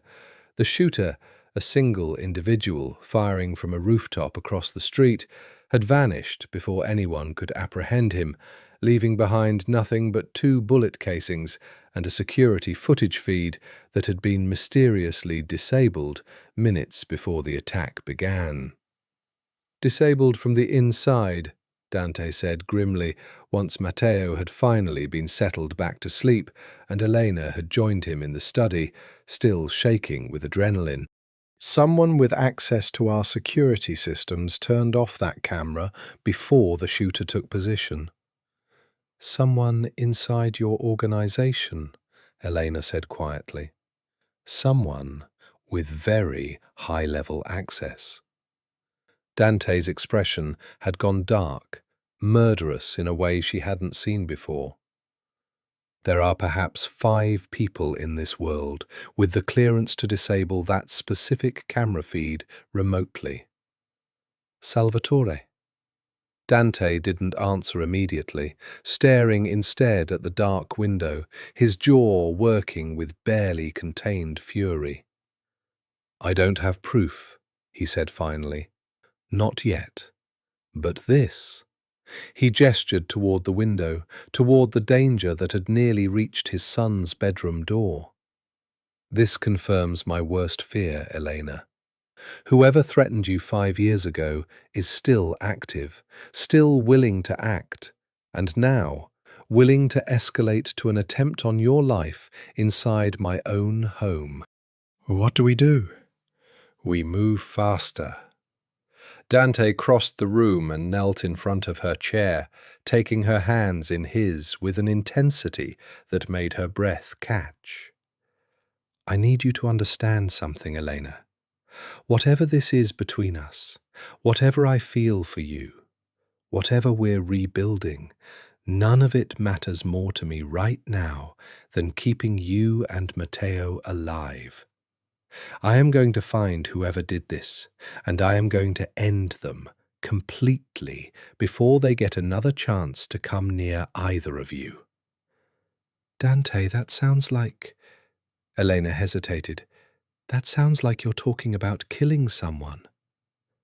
I am. His eyes held hers, unflinching, stripped of every pretense. This is the world I live in, Elena. This is the world our son was born into. I told you once I would do whatever it takes to keep you both safe. And I meant it. Whoever fired that gun tonight signed their own death warrant the moment they aimed it at this house. Elena stared at him. This man who had held her hand and confessed his love on a moonlit terrace only hours ago, now speaking of murder with the same calm certainty he'd used to promise her protection. And understood, with a complicated tangle of fear and something disturbingly close to gratitude, exactly what kind of man she had fallen in love with all over again. Find him, she said finally, quietly. Whoever did this. Find him and end it. Dante's expression, for just a moment, softened into something almost like relief. I will, he promised. I swear to you, Elena, I will. In the aftermath of the shooting, security around Elena and Matteo tightened to a degree that felt suffocating, even as Elena understood its necessity. Armed guards stationed outside Matteo's door at night, a security detail that shadowed his every movement, even the short walk from the penthouse to the private, fortified playground Dante had constructed on the building's rooftop terrace within 72 hours of the attack. Elena herself was no longer permitted to leave the building without at least 2 armed escorts. It was in the middle of this heightened tension that Dante's lawyers arrived with a stack of documents that made Elena's blood run cold. What is this? She asked, staring at the thick folder Dante had placed on the study desk between them. A custody arrangement, Dante said carefully. Given the security situation, my legal team believes it's essential that I have formal, documented custodial rights over Matteo. It protects him, legally, if anything happens to either of us, and practically, in terms of what authority I have to make security decisions on his behalf. You want joint custody. I want primary custody, Dante corrected, and something in his tone made Elena's stomach drop. Given everything that's happened, the threat, the shooting, my lawyers believe a court would side with the parent who can provide the most robust security infrastructure. That's me, Elena. I can protect him in ways you simply can't. Elena stared at him, disbelief curdling rapidly into anger. You brought me here promising protection, and now you're using the danger you promised to protect me from as leverage to take my son from me. That's not what I'm doing. That's exactly what you're doing. She stood, hands trembling with a fury that felt cleaner, simpler than the fear she'd been carrying for weeks. I left everything in Chicago because you told me it was the only way to keep him safe. I trusted you. And now you're telling me the price of that safety is losing custody of my own son. I would never take him from you completely. Dante's voice had gone tight, defensive. I'm talking about a legal structure that reflects the reality of our situation, Elena. Primary residence here, with me, where the security infrastructure exists to actually protect him. Say it plainly, Dante. You want him living with you, and me visiting on your terms. The silence that followed confirmed what Elena had already understood. I need you to trust me, Dante said, finally, quietly. I trusted you enough to fly across the country with our son. I trusted you enough to move into your home, to let you into his life, to— Her voice cracked. I trusted you enough to consider believing you still loved me. And this is what that trust gets me? Custody papers? Elena, no. She backed toward the door. Years of hard-won self-protection reasserting themselves with brutal force. You don't get to threaten me and call it love, Dante. My mother tried to teach me that lesson once, watching my father control her for 20 years, disguised as protection. I promised myself I would never let a man do that to me. I won't let you do it either. She left him standing alone in the study and spent that night in Matteo's room, holding her sleeping son and trying to plan an escape from a fortress she no longer had the resources to survive outside of. Dante found her there the next morning, dark circles beneath his eyes, suggesting he hadn't slept either. I withdrew the custody filing, he said, without preamble. Elena looked up from where she sat by Matteo's window, exhaustion and wariness warring in her expression. Why? Because you were right. He crossed the room slowly, sitting carefully on the edge of the window seat, keeping distance between them. I spent the entire night thinking about what you said, about your father. His jaw tightened. I am not that man, Elena. I never wanted to be that man. But I understand now that what I did yesterday, using the danger against you, framing custody as the only path to safety, that's exactly the kind of control I promised myself I'd never exercise over anyone I loved. Then why did you do it? Because I'm scared. The admission seemed to cost him something significant. I'm scared every single hour of every single day that whoever tried to kill you outside this building will succeed the next time.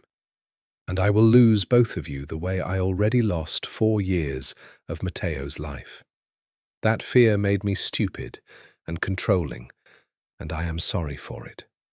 Elena studied him for a long moment, searching his face for the manipulation she half expected to find, and finding instead only raw, unguarded regret.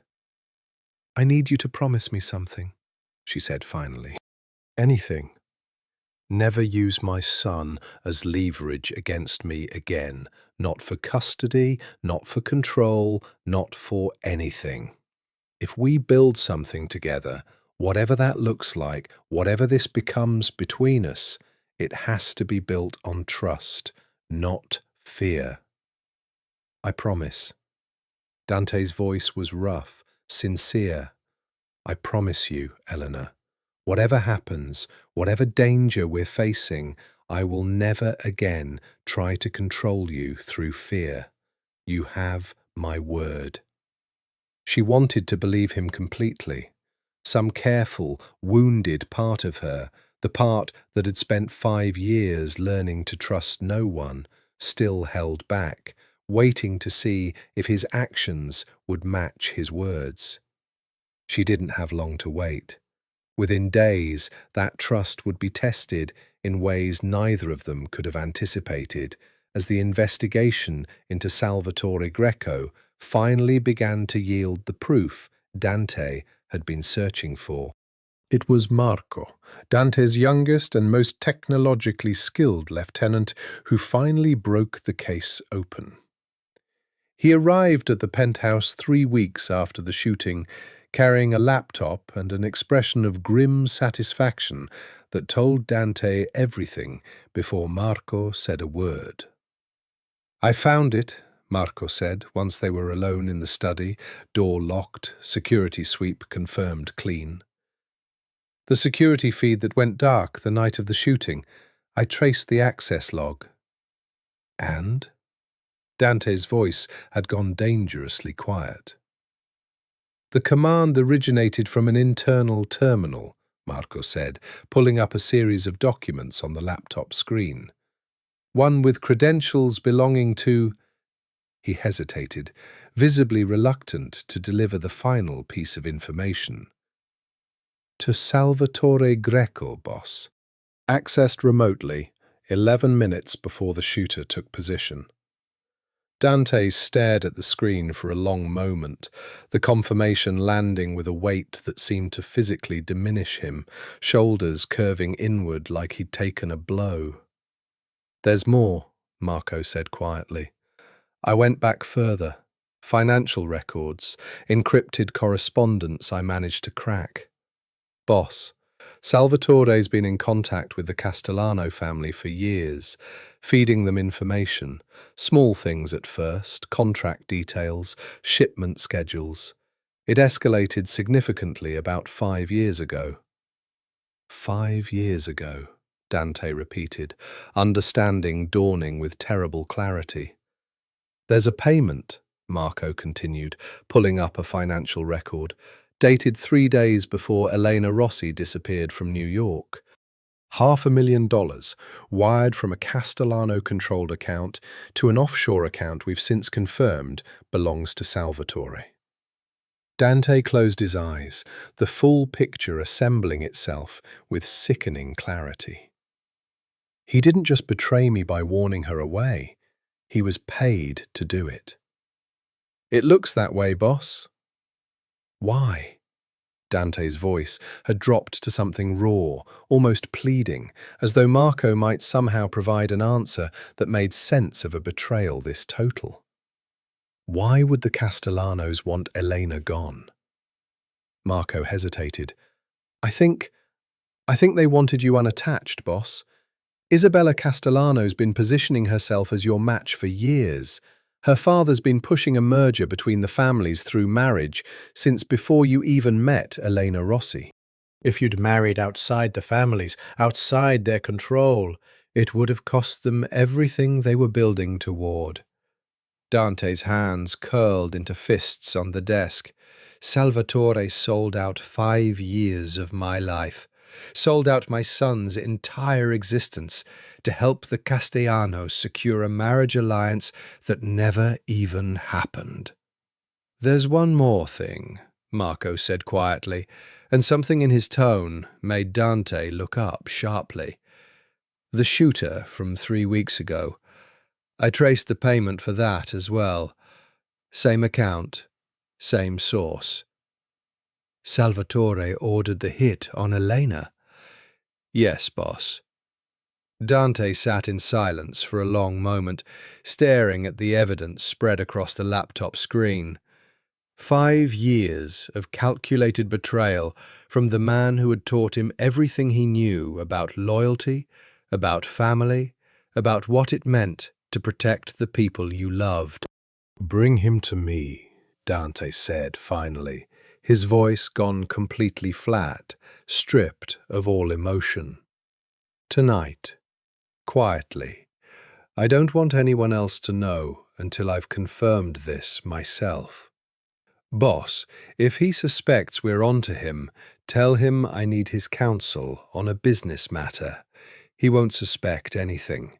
He's been fooling me for 5 years, Marco. He'll assume he can continue a little longer." After Marco left, Dante remained alone in the study for a long time, staring at nothing, trying to reconcile the man who had taught him to ride a bike at 7 years old with the man who had ordered a bullet fired at the mother of his child. Elena found him there an hour later, drawn by some instinct that something had changed. "You found proof," she said quietly, reading his devastated expression immediately. It's him. Dante's voice was hollow. He was paid, Elena.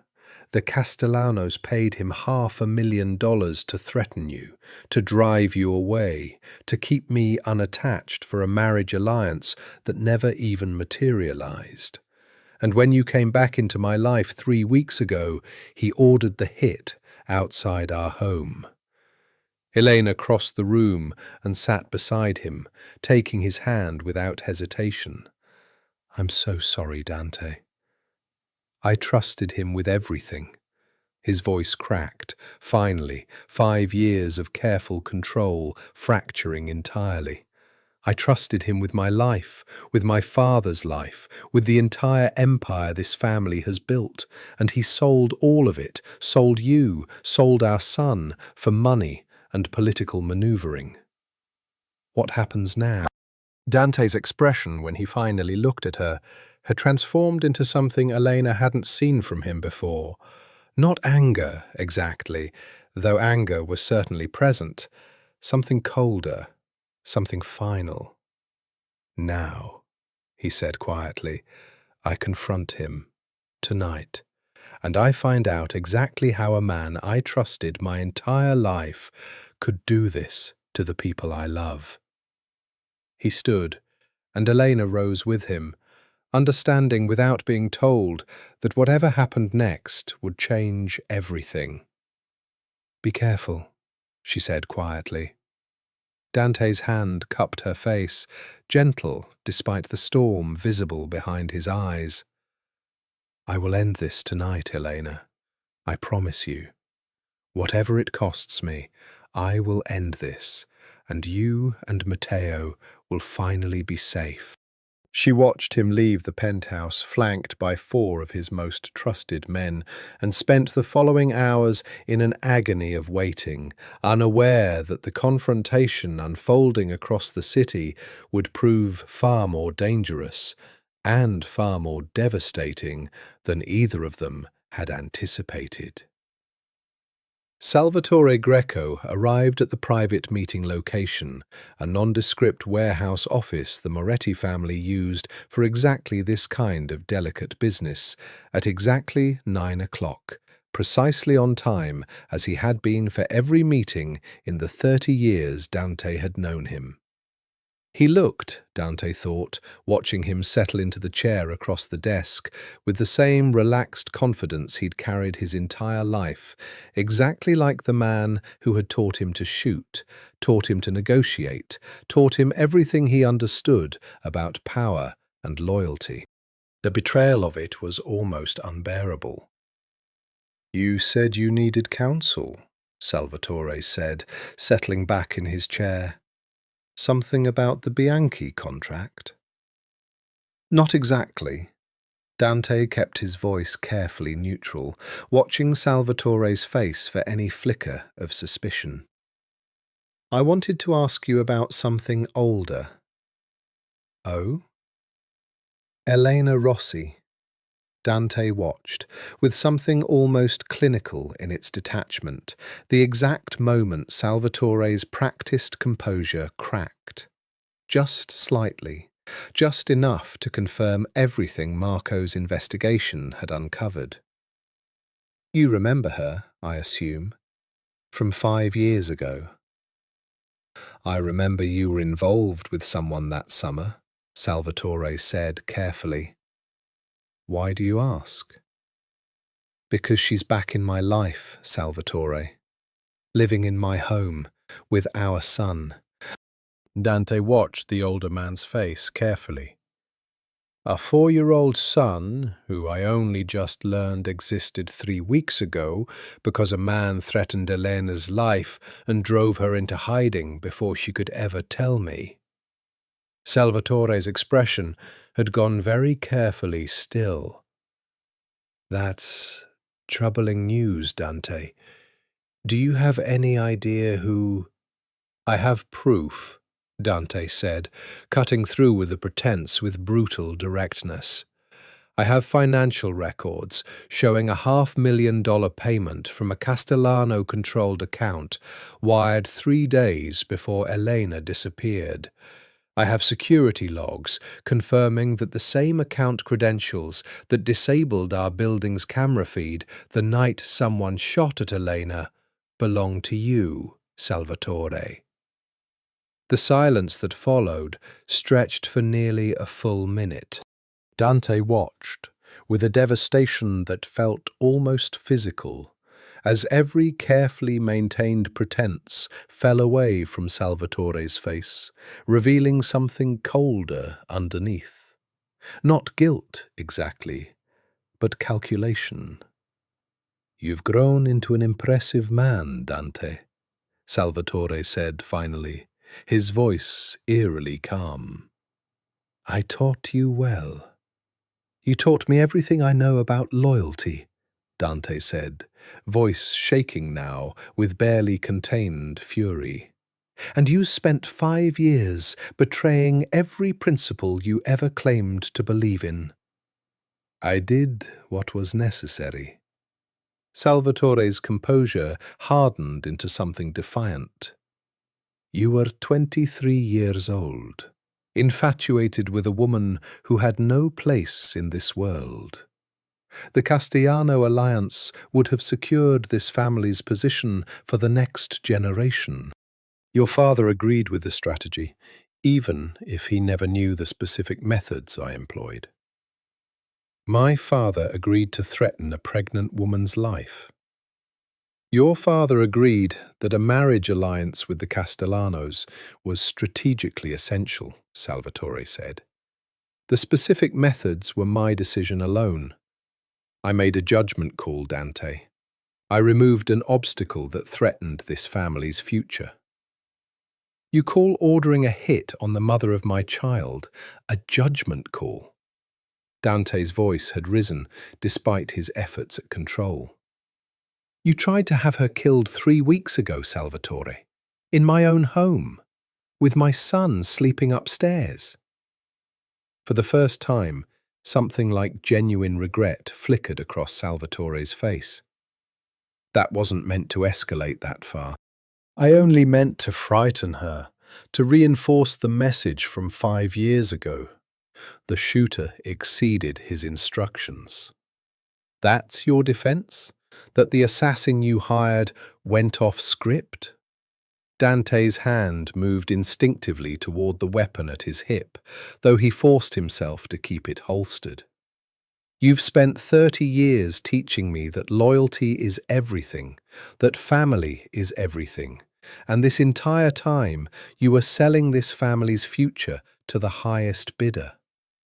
"I was securing this family's future," Salvatore said, his voice sharpening with the first real anger Dante had heard from him.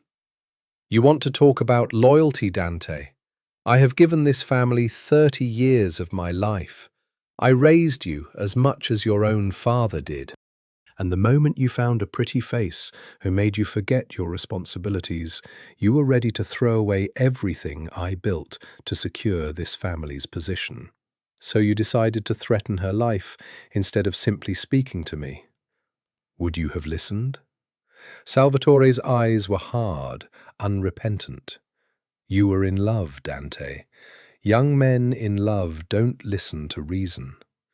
I made the decision I believed necessary to protect this family's interests, and I would make the same decision again." The confession landed with terrible finality. Dante stood slowly, and Salvatore watched him with something that looked almost like relief. The relief, Dante realized, of a man finally free of a secret he'd carried for 5 years. "You understand what happens now?" Dante said quietly.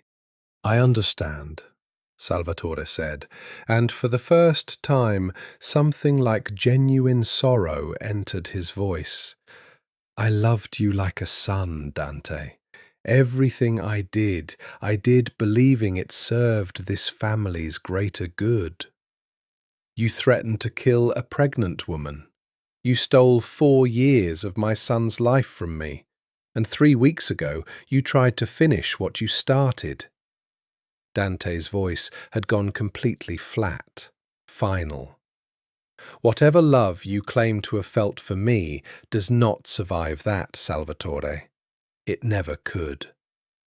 He gestured to the men stationed at the door, and Salvatore Greco, the man who had taught Dante Moretti everything he knew about loyalty, about power, about survival in a world built on betrayal, was led away without further protest, understanding, with the same clear-eyed acceptance he'd brought to every decision in his life, that his fate had been sealed the moment his greed and ambition had outweighed his loyalty. Dante remained alone in the warehouse office for a long time after, staring at the empty chair across the desk, mourning a relationship that had shaped his entire life, even as he understood with absolute clarity that justice demanded exactly the price he was about to extract. What Dante did not yet know, what he would not discover for another 2 days until it very nearly cost Elena her life a second time, was that Salvatore's confession had not been complete. Isabella Castellano had not been merely a passive beneficiary of Salvatore's scheming. She had been its architect from the very beginning. The plan had been hers, conceived at 22, born from a possessive obsession with Dante Moretti that had calcified over the years into something far darker than mere infatuation. She had approached Salvatore herself 5 years ago, understanding correctly that his loyalty to the Moretti family's strategic interests could be exploited to serve her own ends. The Castellano-Moretti marriage alliance had been real, but secondary.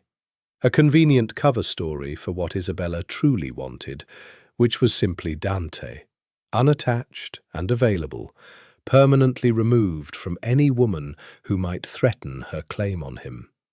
When Salvatore was arrested, Isabella understood immediately that her exposure was only a matter of time.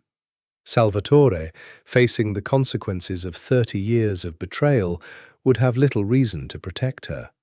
She acted before that exposure could occur. Elena was at the private rooftop playground with Matteo, enjoying a rare hour of ordinary domesticity in the aftermath of Salvatore's arrest, when the 2 men approached.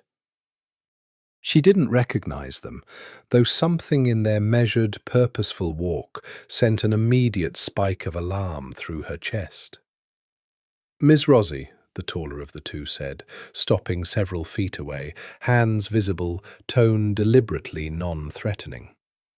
"Ms. Castellano would like a word." "I don't know Ms. Castellano," Elena said carefully, positioning herself instinctively between the men and Matteo, who was still absorbed in the sandbox, oblivious. "Isabella Castellano," the man clarified. "She's waiting downstairs. She asked that I make clear this is simply a conversation, nothing more." Every instinct in Elena's body screamed danger. She thought of the security detail that should have been stationed at the rooftop entrance and felt her stomach drop as she realized, scanning the space, that the 2 guards normally present were nowhere to be seen. "Where's my security detail?" "Reassigned, temporarily. Ms. Castellano has significant reach within certain channels." The man's smile was thin, unsettling. "Please, Ms. Rossi, this doesn't need to be difficult." Elena's mind raced. Matteo was 10 feet away, still oblivious, and she understood with cold clarity that whatever happened next, her first priority had to be getting him to safety. "Matteo, baby," she called, keeping her voice deliberately light, despite the terror clawing up her throat. "Come here for a second, okay?" He looked up, sensing something in her tone, despite her efforts, and something in his small face, wary, watchful, entirely too perceptive for a 4-year-old, made Elena's heart clench. Is something wrong, Mama? Everything's fine, sweetheart. Just come stand with me. He crossed the playground and pressed against her side, and Elena felt the second man shift closer, positioning himself to block their path to the elevator. I'd really prefer you came willingly, Miss Rossi, the first man said, his patience visibly thinning. Ms. Castellano doesn't like to be kept waiting, and I'd rather not have this conversation get complicated in front of your son.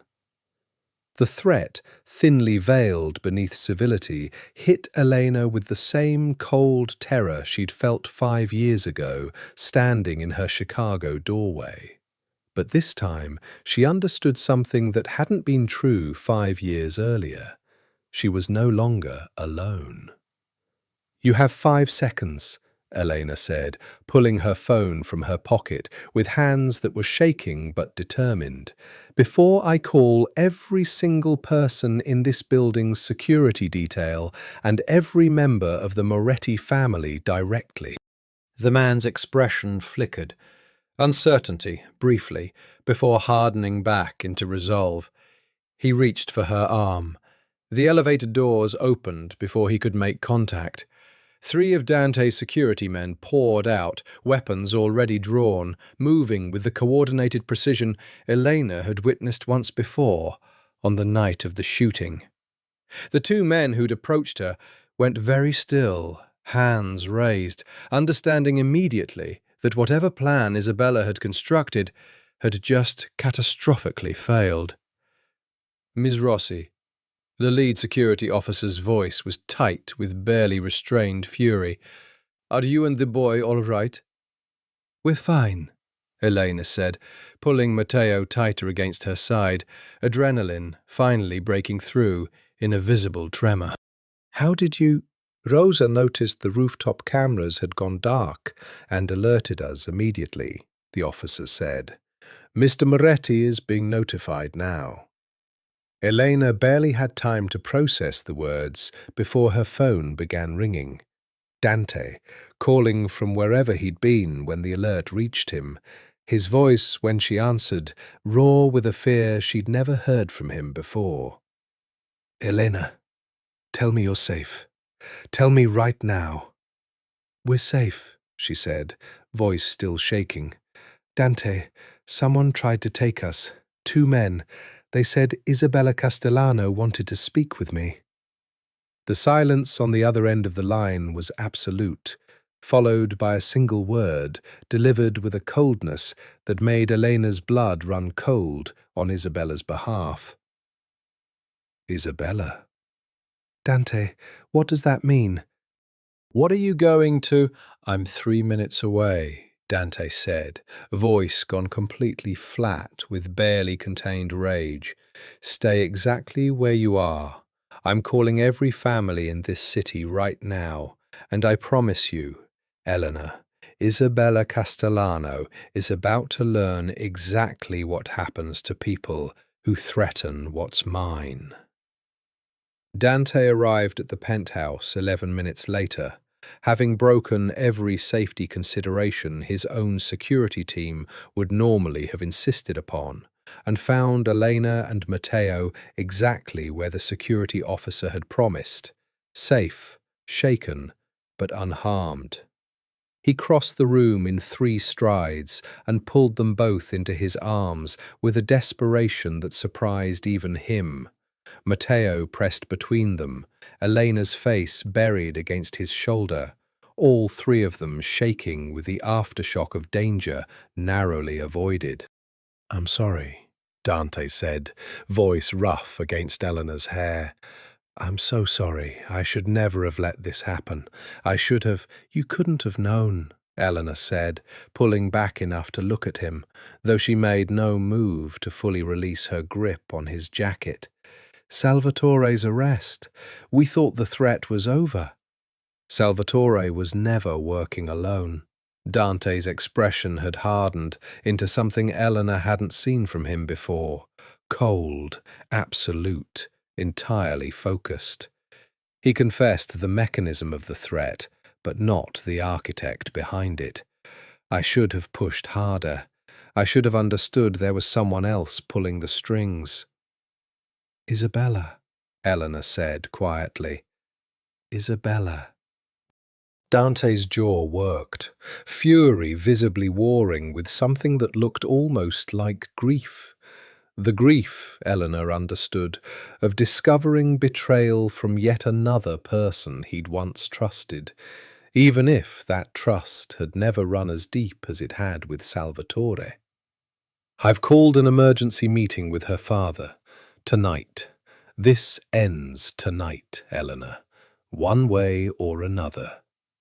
Dante, is that safe? Confronting an entire family, it's necessary. His hands cupped her face, thumbs brushing gently along her cheekbones, as though reassuring himself she was truly unharmed. I cannot protect you and Matteo if the people threatening you have the resources of an entire crime family behind them. This needs to end completely, publicly, in a way that makes clear to everyone in this city that anyone who comes near either of you will face consequences severe enough to deter anyone else from trying. Elena studied his face, the exhaustion, the fury, the raw fear still visible beneath his carefully reconstructed composure, and understood with sudden clarity exactly how much this man had changed since she'd first seen him across that Chicago ballroom 5 weeks ago.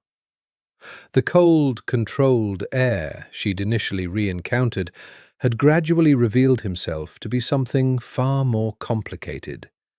A man capable of devastating violence in defense of the people he loved, yes, but also a man capable of genuine tenderness, genuine vulnerability, genuine fear. I want to come with you, Elena said. Absolutely not. Dante's voice sharpened immediately. That meeting will be dangerous, Elena. I won't risk you again. This is my life too, Dante. My son's life. I have a right to be part of ending this threat, not just hiding upstairs while you handle it. They argued for nearly 20 minutes, and in the end, Elena's insistence won out. Not full participation in the confrontation itself, but presence at the estate, protected by an extensive security detail, close enough to understand exactly how the threat against her life was finally resolved. The Castellano estate, when they arrived that evening, radiated the same cold, glittering menace Elena remembered from the Andretti gala weeks earlier, except now stripped of any pretense of celebration. Giovanni Castellano, Isabella's father, received them in a formal study, his expression carefully neutral despite the obvious tension radiating through the room. Dante. Giovanni's voice carried the careful diplomacy of a man trying to assess how much damage control was necessary. I received your call. I want you to know I had no knowledge of whatever my daughter has done. Your daughter conspired with Salvatore Greco to threaten and nearly kill the mother of my son, Dante said, voice flat and dangerous. 5 years ago, and again 3 weeks ago, culminating today in an attempted abduction from my own building. I want her brought here, Giovanni. Now. Isabella arrived within minutes, flanked by 2 of her family's guards, her composure notably more brittle than it had been at the gala. Dante, I can explain. Explain, Dante said, voice deceptively calm. Why you spent 5 years and $500,000 trying to destroy my family. Isabella's eyes flickered toward her father, seeking some kind of support that visibly failed to materialize. Giovanni's expression had hardened into something cold and unreadable, the look of a man calculating exactly how much his daughter's actions were about to cost his entire family. I loved you, Isabella said finally, voice cracking. I've loved you since we were teenagers, Dante. When you fell for her. Her eyes cut toward Elena with venomous resentment. I couldn't let 5 years of planning, everything I'd built toward, be destroyed by some Chicago event planner with no understanding of our world. So you paid a man to threaten a pregnant woman's life. I paid a man to remove an obstacle. Isabella's voice had gone hard, unrepentant, echoing the same cold justification Salvatore had offered days earlier. I don't regret it, Dante. I regret that it didn't work completely. The confession, delivered with such casual malice, seemed to finally exhaust whatever restraint Giovanni Castellano had been exercising. He turned to his daughter with an expression of complete, devastated finality. You have shamed this family, he said quietly, beyond any repair I can offer. He turned to Dante. She will face whatever justice you deem appropriate. I will not protect her from the consequences of what she's done. This family's alliance with yours depends on it. Elena watched from her position near the door as Isabella's composure finally shattered entirely, watched Dante's face remain carbon-hard and unmoved by whatever pleading followed, and understood, with a complicated mixture of vindication and something almost like pity, that the threat that had haunted 5 years of her life was finally, truly, coming to its end. Elena never learned the exact details of what happened to Isabella Castellano that night, and some part of her understood she was better off not knowing. Dante returned to her hours later, exhausted in a way that went beyond physical, and simply held her for a long time in the quiet of their bedroom, without offering explanations she hadn't asked for.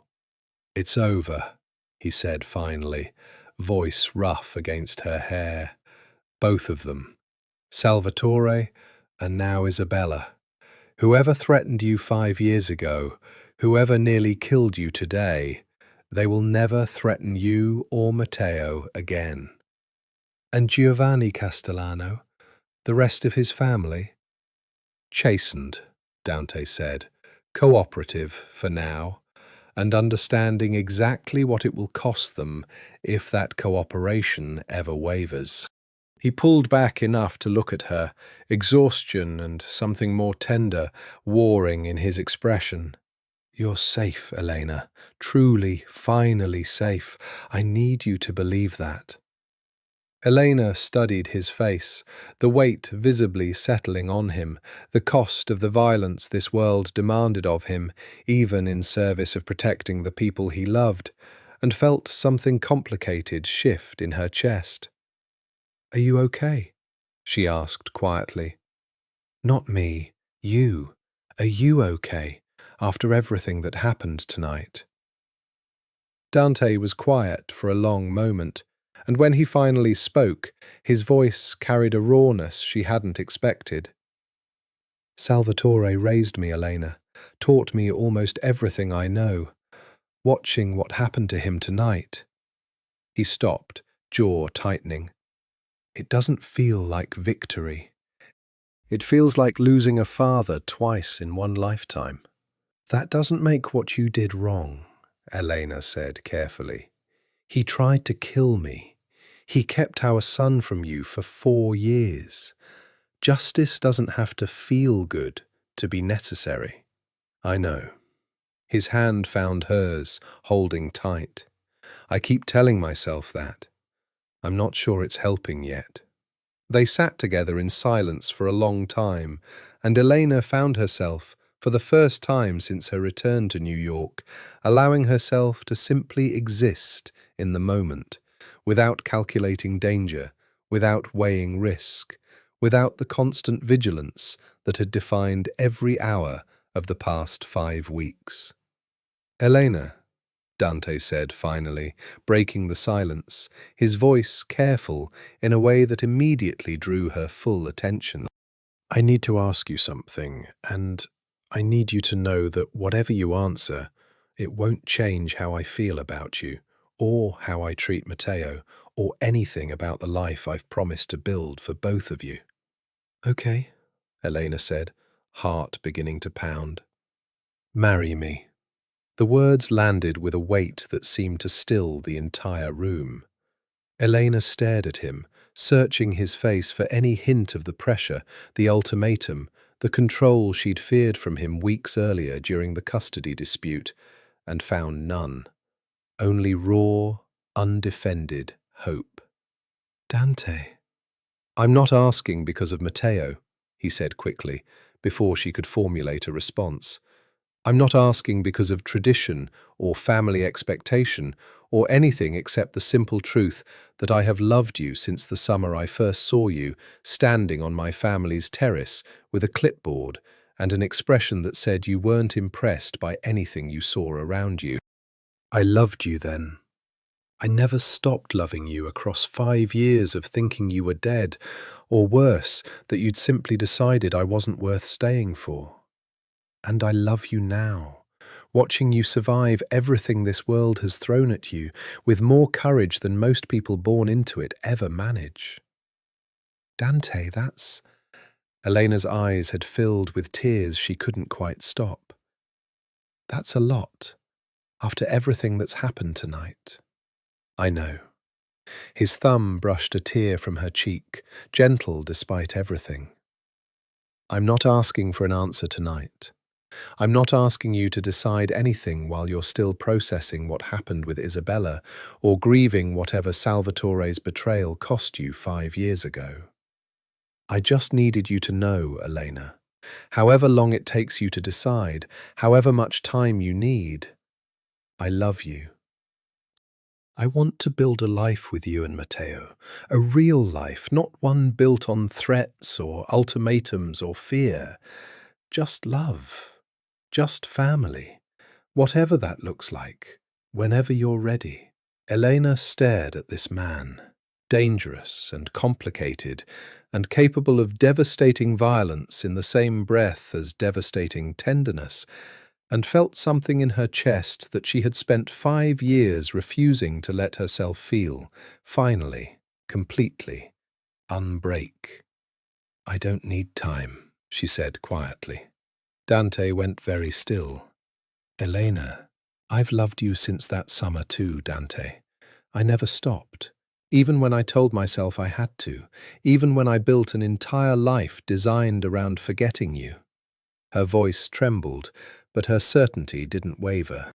I was scared to say yes because I was scared of this world, scared of losing myself in it, scared of becoming someone who accepts control disguised as protection. But you proved something to me tonight, watching you choose justice over vengeance, watching you grieve even the people who betrayed you rather than simply celebrating their punishment. You're not the man I feared you might be. You're the man I fell in love with 5 years ago, the one who never stopped choosing me, even when I gave you every reason to stop. Is that a yes? Dante's voice had gone rough, disbelieving. That's a yes, Elena confirmed, and the sound Dante made, something between a laugh and a sob, entirely unguarded, utterly unlike the controlled air the rest of the world knew, was the most beautiful thing she'd heard in 5 years. He kissed her then, finally. 5 years of longing and grief and hard-won hope, collapsing into a single, desperate press of lips that tasted like relief and promise and everything neither of them had allowed themselves to want for far too long. The weeks following the engagement passed in a haze of cautious happiness that Elena still found herself second-guessing, some old instinct refusing to fully believe that safety and love could coexist without a hidden cost waiting to reveal itself. But the cost never came. Instead, the Moretti household settled into a new rhythm. one built not on danger and vigilance, but on the ordinary, precious rituals of family life. Matteo thrived in ways that made Elena's heart ache with gratitude every single day. Sunday mornings spent with Vincent, who had gradually softened from cold assessment into genuine, doting affection for his grandson. Sailing lessons with Dante at the Montauk house, small and delighted shrieks carrying across water that held so much history for his parents. Bedtime stories that had evolved from occasional treat into sacred, unbreakable ritual. Elena found herself, gradually, rebuilding her career as well. A boutique event design studio in the city, funded partially by Dante's investment, but run entirely on her own terms, a small but crucial declaration of independence that Dante had insisted upon the moment she'd mentioned wanting to work again. "You built a successful business alone in Chicago," he'd told her. "You don't need my money to prove yourself capable, Elena. But if my investment lets you build something you love faster, I want to give you that. On your terms, though, always your terms." It was a small thing in the scheme of everything they'd survived together, but it mattered enormously to Elena. This consistent, deliberate insistence from Dante that whatever they built together would never again be built on control, disguised as care. The wedding, when it finally arrived on a golden September afternoon at the Montauk estate where their story had first begun 5 years earlier, was smaller than either of their families had initially wanted, but exactly the intimate, meaningful ceremony Elena and Dante had insisted upon. Vincent walked Elena down the aisle himself, having claimed the honor with a gruff insistence that had moved Elena to tears. Matteo served as ring-bearer, taking his responsibility with such solemn 4-year-old gravity that half the guests had needed to hide their laughter. "You may kiss your bride," the officiant said, and Dante did, slow and thorough and utterly unhurried, as though they had all the time in the world now, finally, after everything that had tried to steal it from them. That evening, dancing beneath string lights on the same terrace where he had first told her 5 years ago that he never performed for her, Dante pulled her close and pressed his lips to her temple. "Any regrets?" he asked quietly. "None," Elena said, and meant it completely. "You?" "Only that it took us this long to get here." His arms tightened around her. "But we're here now. That's what matters." She thought, watching Matteo dance with his grandfather nearby, both of them laughing at something only they found funny, about everything the past 5 years had cost her, the fear, the isolation, the desperate loneliness of raising a child alone while carrying a secret too dangerous to share.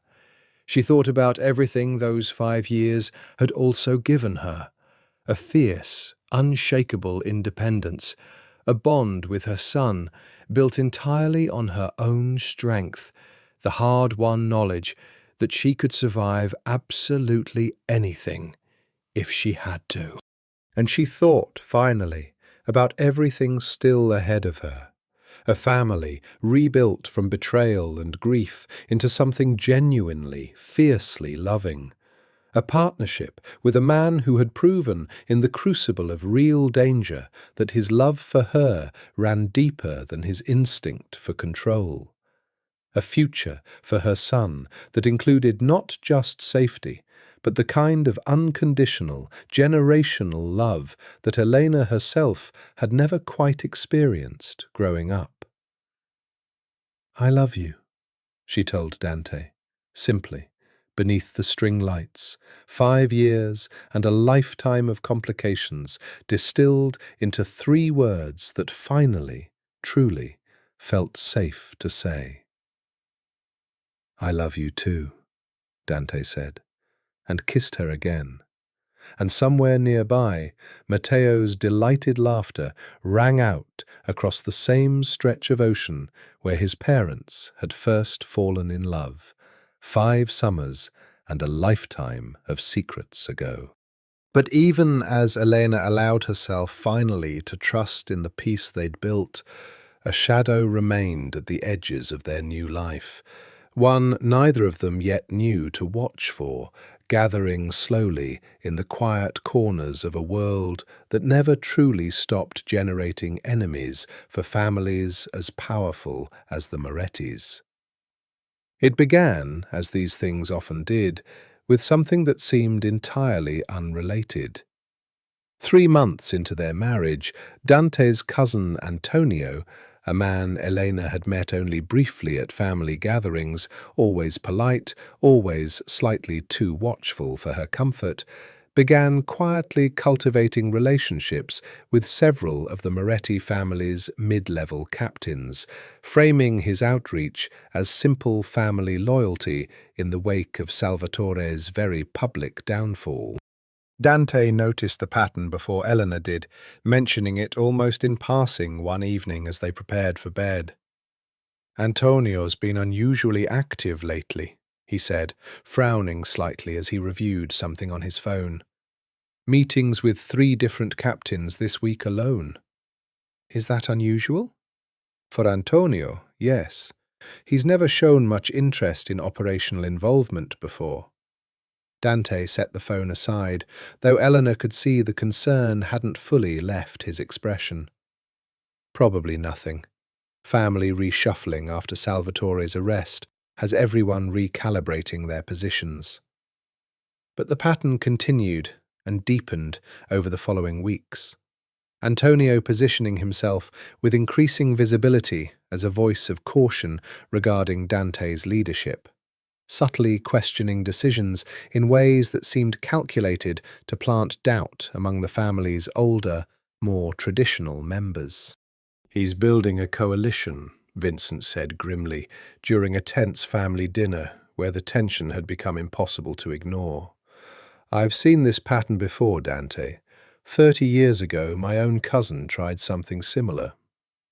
"What happened to him?" Elena asked, though something in Vincent's expression suggested she might not want the answer. "He learned that ambition without sufficient support is simply a slower form of suicide," Vincent said flatly. "I expect Antonio will learn the same lesson if he's foolish enough to continue." Elena found herself, in the weeks that followed, watching Antonio with new wariness whenever he attended family events, noting the careful way he positioned himself near Matteo during gatherings, the questions he asked about the boy's routine and schedule that seemed, on the surface, like ordinary family interest, but carried an undercurrent that made her skin prickle with unease. "I don't trust him," she told Dante one night, unable to shake the feeling any longer. "There's something about the way he watches Matteo." Dante's expression sharpened immediately. "What do you mean?" "I can't quite explain it. It's not overtly threatening, but he asks too many questions. About his school schedule, about who picks him up, about our security routines." Elena shook her head, frustrated with her own inability to articulate the exact nature of her unease. "It feels like reconnaissance, Dante, not curiosity." Dante was silent for a long moment, clearly taking her instinct seriously despite the lack of concrete evidence. "I'll have Marco look into it," he said finally, quietly. "If Antonio's doing more than simply building political capital within the family, I want to know, before it becomes a genuine threat." Marco's investigation, conducted over the following 2 weeks with the same meticulous thoroughness that had exposed Salvatore's betrayal months earlier, revealed a pattern that confirmed Elena's instincts had been entirely correct. Antonio was not merely positioning himself politically within the family, he was actively courting support from a rival organization, the Bratva-affiliated Volkov family, who had long coveted the Moretti family's territory along the East Coast shipping routes. The alliance being quietly negotiated would position Antonio to challenge Dante's leadership directly, backed by resources and manpower sufficient to make that challenge genuinely dangerous. "He's planning a coup," Dante said grimly, once Marco's findings had been laid out in full. "Backed by the Volkovs, which means, if this escalates, we're not just facing internal family conflict, we're facing an external war with one of the most dangerous organizations on the East Coast." "What does he want?" Elena asked. "Leadership of the family?" "Leadership, and everything that comes with it," Dante confirmed. "Which means, if he succeeds, Elena—" He hesitated, and something in his expression made Elena's stomach drop before he even finished the sentence. "It means he would need to remove every obstacle to that leadership, including me, including you, including—" He didn't finish the sentence. He didn't need to. Elena understood, with a cold, familiar dread that felt disturbingly similar to the fear she'd carried for 5 years in Chicago, exactly what threat Antonio's ambition posed to her son. "We need to protect Matteo," she said, voice tight with resurgent fear. "We will," Dante said, already reaching for his phone, already coordinating the kind of decisive, protective response that had, months earlier, saved both their lives from Isabella's scheme. "I promise you, Elena, whatever Antonio is planning, we will end it before it ever reaches our son." But even as he spoke the reassurance, Elena couldn't shake the growing certainty that this threat, unlike Salvatore's, unlike Isabella's, carried a scale and external backing that made it more dangerous than anything they had yet faced. The attack, when it finally came, arrived with none of the warning that had preceded the previous threats. It was a Tuesday afternoon, ordinary in every visible way. Matteo at preschool under the watch of 2 security guards who had become as familiar to him as family, when Marco's voice crackled urgently through Dante's comm unit during a business meeting Elena had accompanied him to. "Boss, we have a situation at the school. Multiple armed men. They've breached the perimeter." Dante was moving before Marco finished speaking, Elena at his heels, both of them abandoning every pretense of composure as they raced toward the car. Dante's voice sharp and controlled, despite the terror Elena could see barely restrained behind his eyes. "Status on Matteo," Dante demanded into the comm unit as they sped toward the school, sirens of their own security escort cutting through traffic with reckless urgency. "Security team has him secured in the safe room, boss. Attackers haven't breached the interior yet, but they're well armed and well coordinated. This isn't a random hit. This is organized." "Volkov men?" "Confirmed, boss. At least 6 identified so far." Elena's hands were shaking so badly she could barely grip the door handle, terror for her son overriding every other thought. "Dante, if they get to him—" "They won't."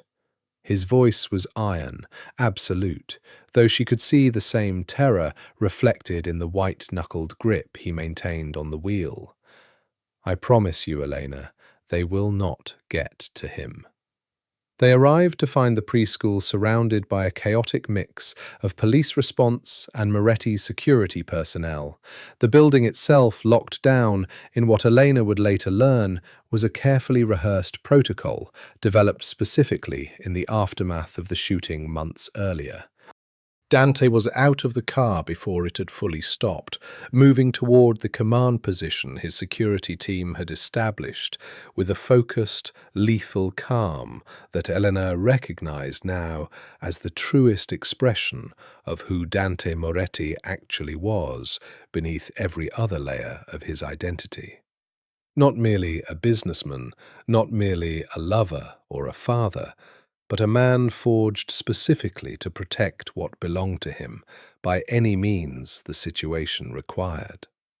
"Talk to me," Dante demanded of the lead security officer. "6 shooters, boss, positioned to breach the east and west entrances simultaneously. Our men have them contained for now, but they're well equipped. This isn't an improvised assault. This was planned with detailed knowledge of the building's layout."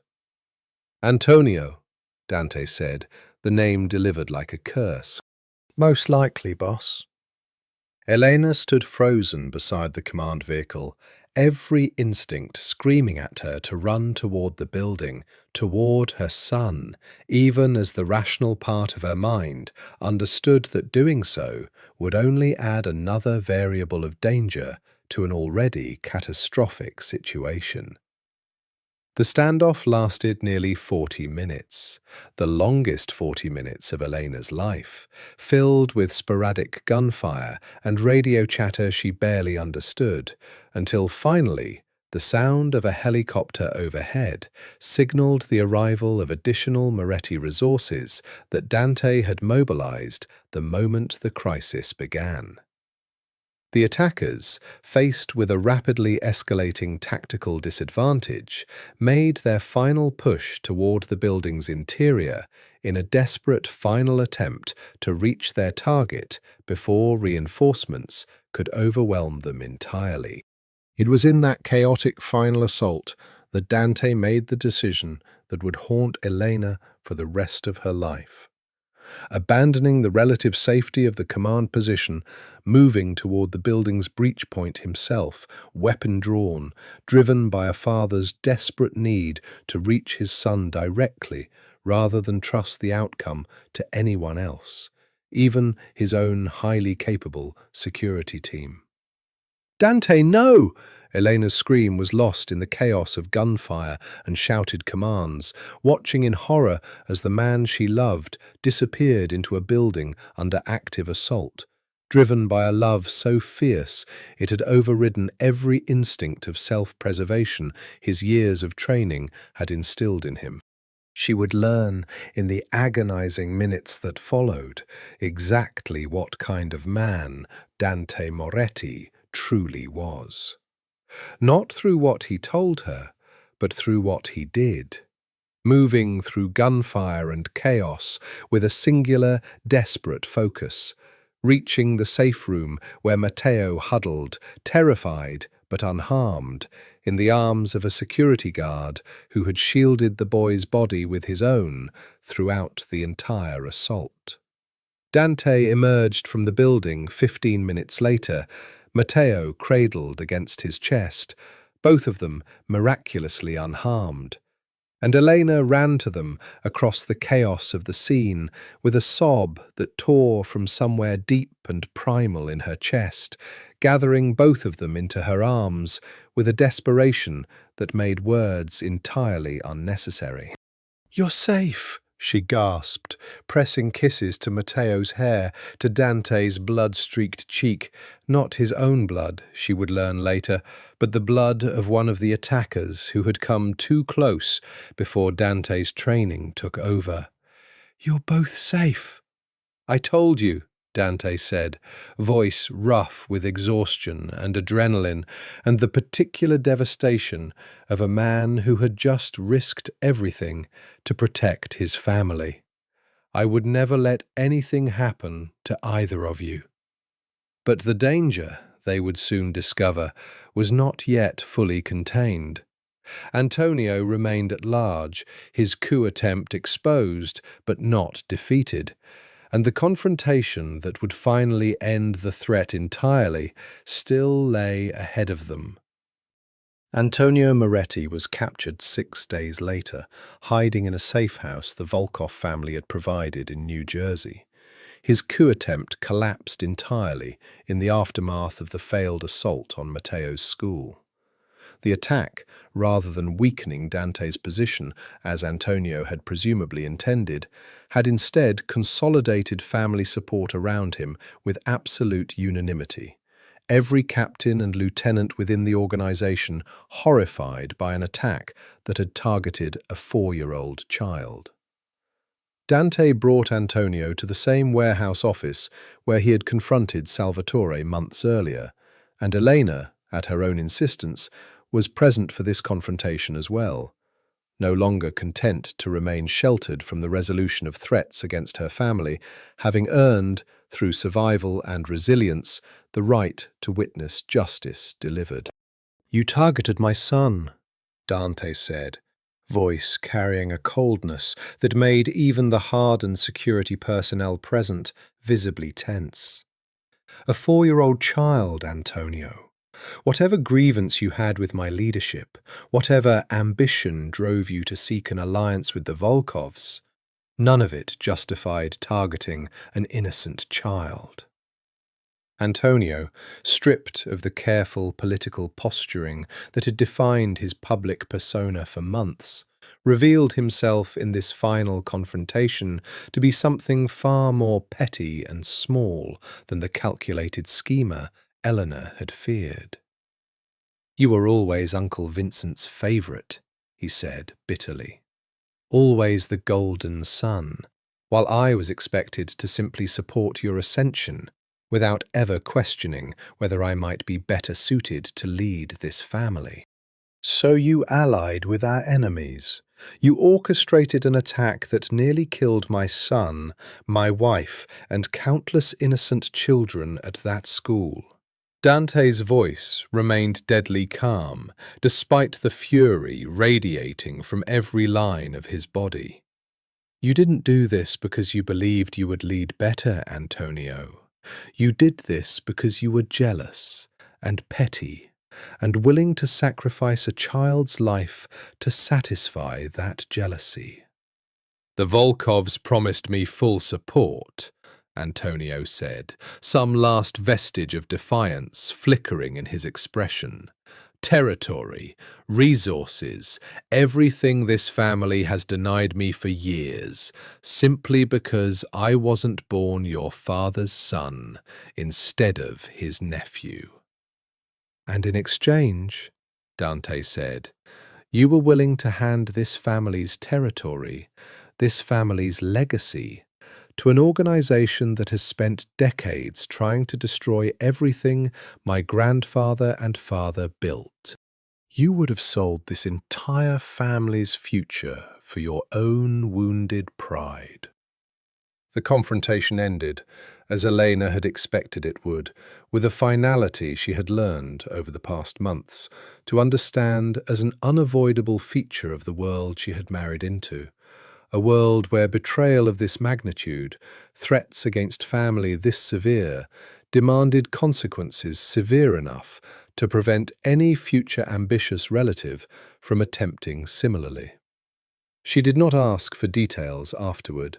She had learned, in the aftermath of Salvatore and Isabella's reckonings, that some knowledge was better left unexamined, that her role was not to catalogue every consequence this world extracted from its betrayers, but simply to trust that Dante would handle justice with the same fierce protectiveness he brought to every aspect of caring for their family. What mattered in the days that followed Antonio's capture was the slow, gradual return to normalcy that Elena had begun to believe might never fully arrive.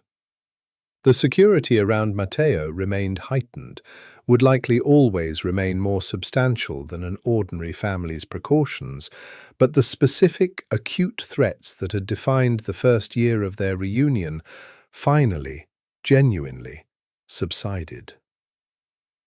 "Is it really over?" Elena asked Dante one evening, several weeks after Antonio's arrest, as they sat together on the terrace where he had first proposed, watching the city lights glitter below. "The immediate threats, yes," Dante said carefully.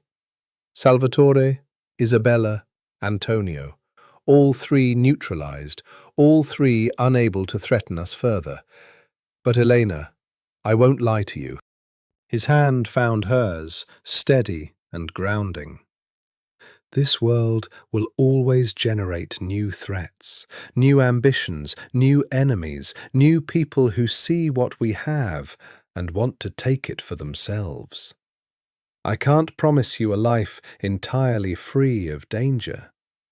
I can only promise you that whatever comes, I will fight for you and Matteo with everything I have, exactly as I have from the moment I learned he existed.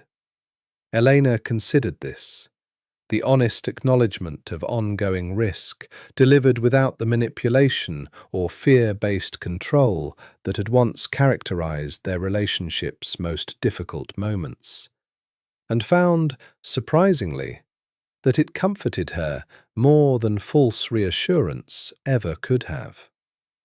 "I can live with that," she said finally, "as long as we face it together." "Always together," Dante confirmed, pulling her closer against him. "I spent 5 years living without you, without knowing my own son existed, carrying grief I didn't even understand the full shape of. I will never willingly face anything without both of you beside me again." Below them, in the penthouse's private garden, Matteo's laughter carried up from where he played with Rosa's grandchildren, oblivious to the danger that had nearly ended his life weeks earlier, oblivious to the complicated, dangerous, extraordinary family he had been born into. Elena watched him, this small, precious miracle who had brought her and Dante back together across 5 years of separation and betrayal, and understood with complete and grateful certainty that whatever dangers still lay ahead, they would face them exactly as Dante had promised, together, fiercely, unshakably united by a love that had already survived far more than most relationships were ever tested by. 2 years later, Elena stood on the same Montauk beach where her story with Dante had begun, watching her husband teach their daughter, 6-month-old Sophia, secured carefully in his arms, how to feel the ocean breeze against her face for the first time, while 5-year-old Matteo ran ahead of them along the shoreline, chasing seagulls with the boundless joy of a child who had never once had reason to doubt his own safety. The past 2 years had not been without their challenges. Building a genuine partnership after everything they'd survived had required work neither of them had anticipated. Therapy, individually and together, to process the trauma of years spent apart and the violence that had punctuated their reunion. Careful, deliberate effort from Dante to ensure that every decision affecting their family was made collaboratively, never unilaterally, never through fear or control disguised as protection. Patient, ongoing work from Elena to fully trust a safety that had once felt impossibly fragile. But the work had paid dividends beyond what either of them had dared hope for in those first dangerous months of their reunion. The Moretti family, under Dante's leadership, had emerged from the crises of Salvatore's, Isabella's, and Antonio's betrayals stronger and more unified than it had been in decades, the internal purge of corruption and disloyalty having, paradoxically, strengthened rather than weakened the family's foundation. Vincent had gradually stepped back from active involvement, content to spend his remaining years thoroughly spoiling his grandchildren, while Dante had built, alongside Eleanor, a leadership style that balanced the family's necessary strength with a transparency and accountability that Salvatore's generation would have found almost unrecognizable. Elena's design studio had flourished as well, expanding to a second location, taking on the kind of high-profile work she had once only dreamed of during her earliest, most exhausted days in Chicago. Full circle, in its own way, from the woman who had once designed centerpieces for a gala where her entire hidden world had come crashing back into view. "Mama, look!" Matteo called from further down the beach, holding up a shell with the kind of delighted pride only a 5-year-old could bring to such a simple treasure. "Beautiful, baby," Elena called back, watching him run toward them, watching Dante's face soften with the particular tenderness he reserved entirely for their children, a tenderness that had once seemed impossible to reconcile with the cold, dangerous man she'd first re-encountered at that Chicago gala, but which she now understood had always existed beneath his careful control, simply waiting for people worth revealing it to. "Happy?"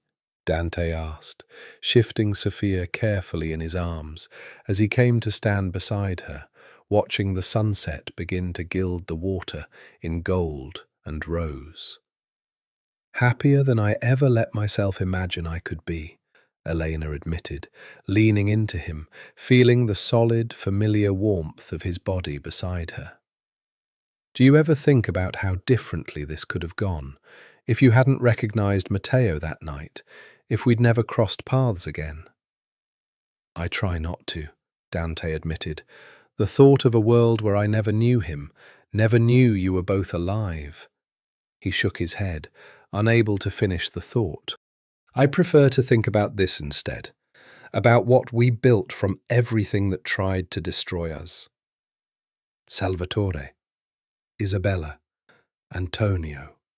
Elena spoke the names quietly, acknowledgement rather than fear now, the sharp edges of trauma softened by time and distance and hard-won safety. 3 people who each believed they had the right to destroy our family for their own ambitions.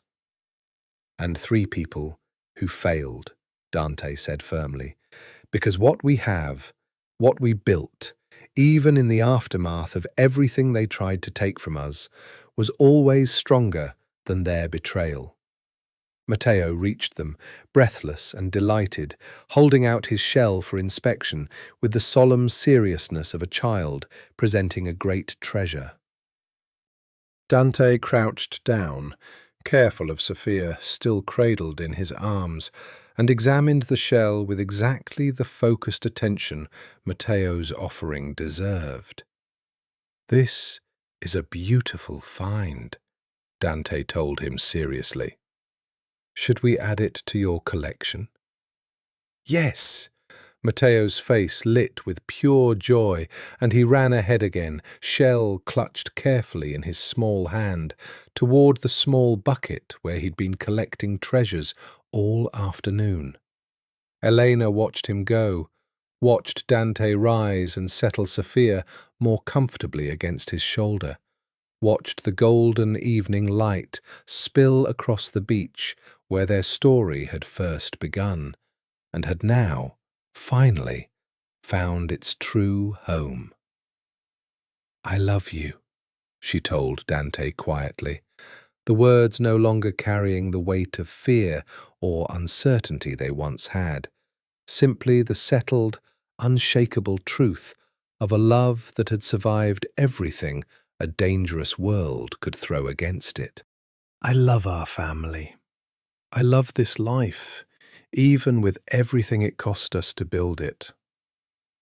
"I love you too," Dante said, pressing a kiss to her temple, his free hand finding hers as they watched Matteo continue his treasure hunt along the shoreline, Sophia beginning to drift towards sleep against her father's shoulder, the ocean stretching gold and endless toward a horizon that no longer held any secrets, any threats, any shadows waiting to steal away what they had so fiercely, so completely, fought to build together.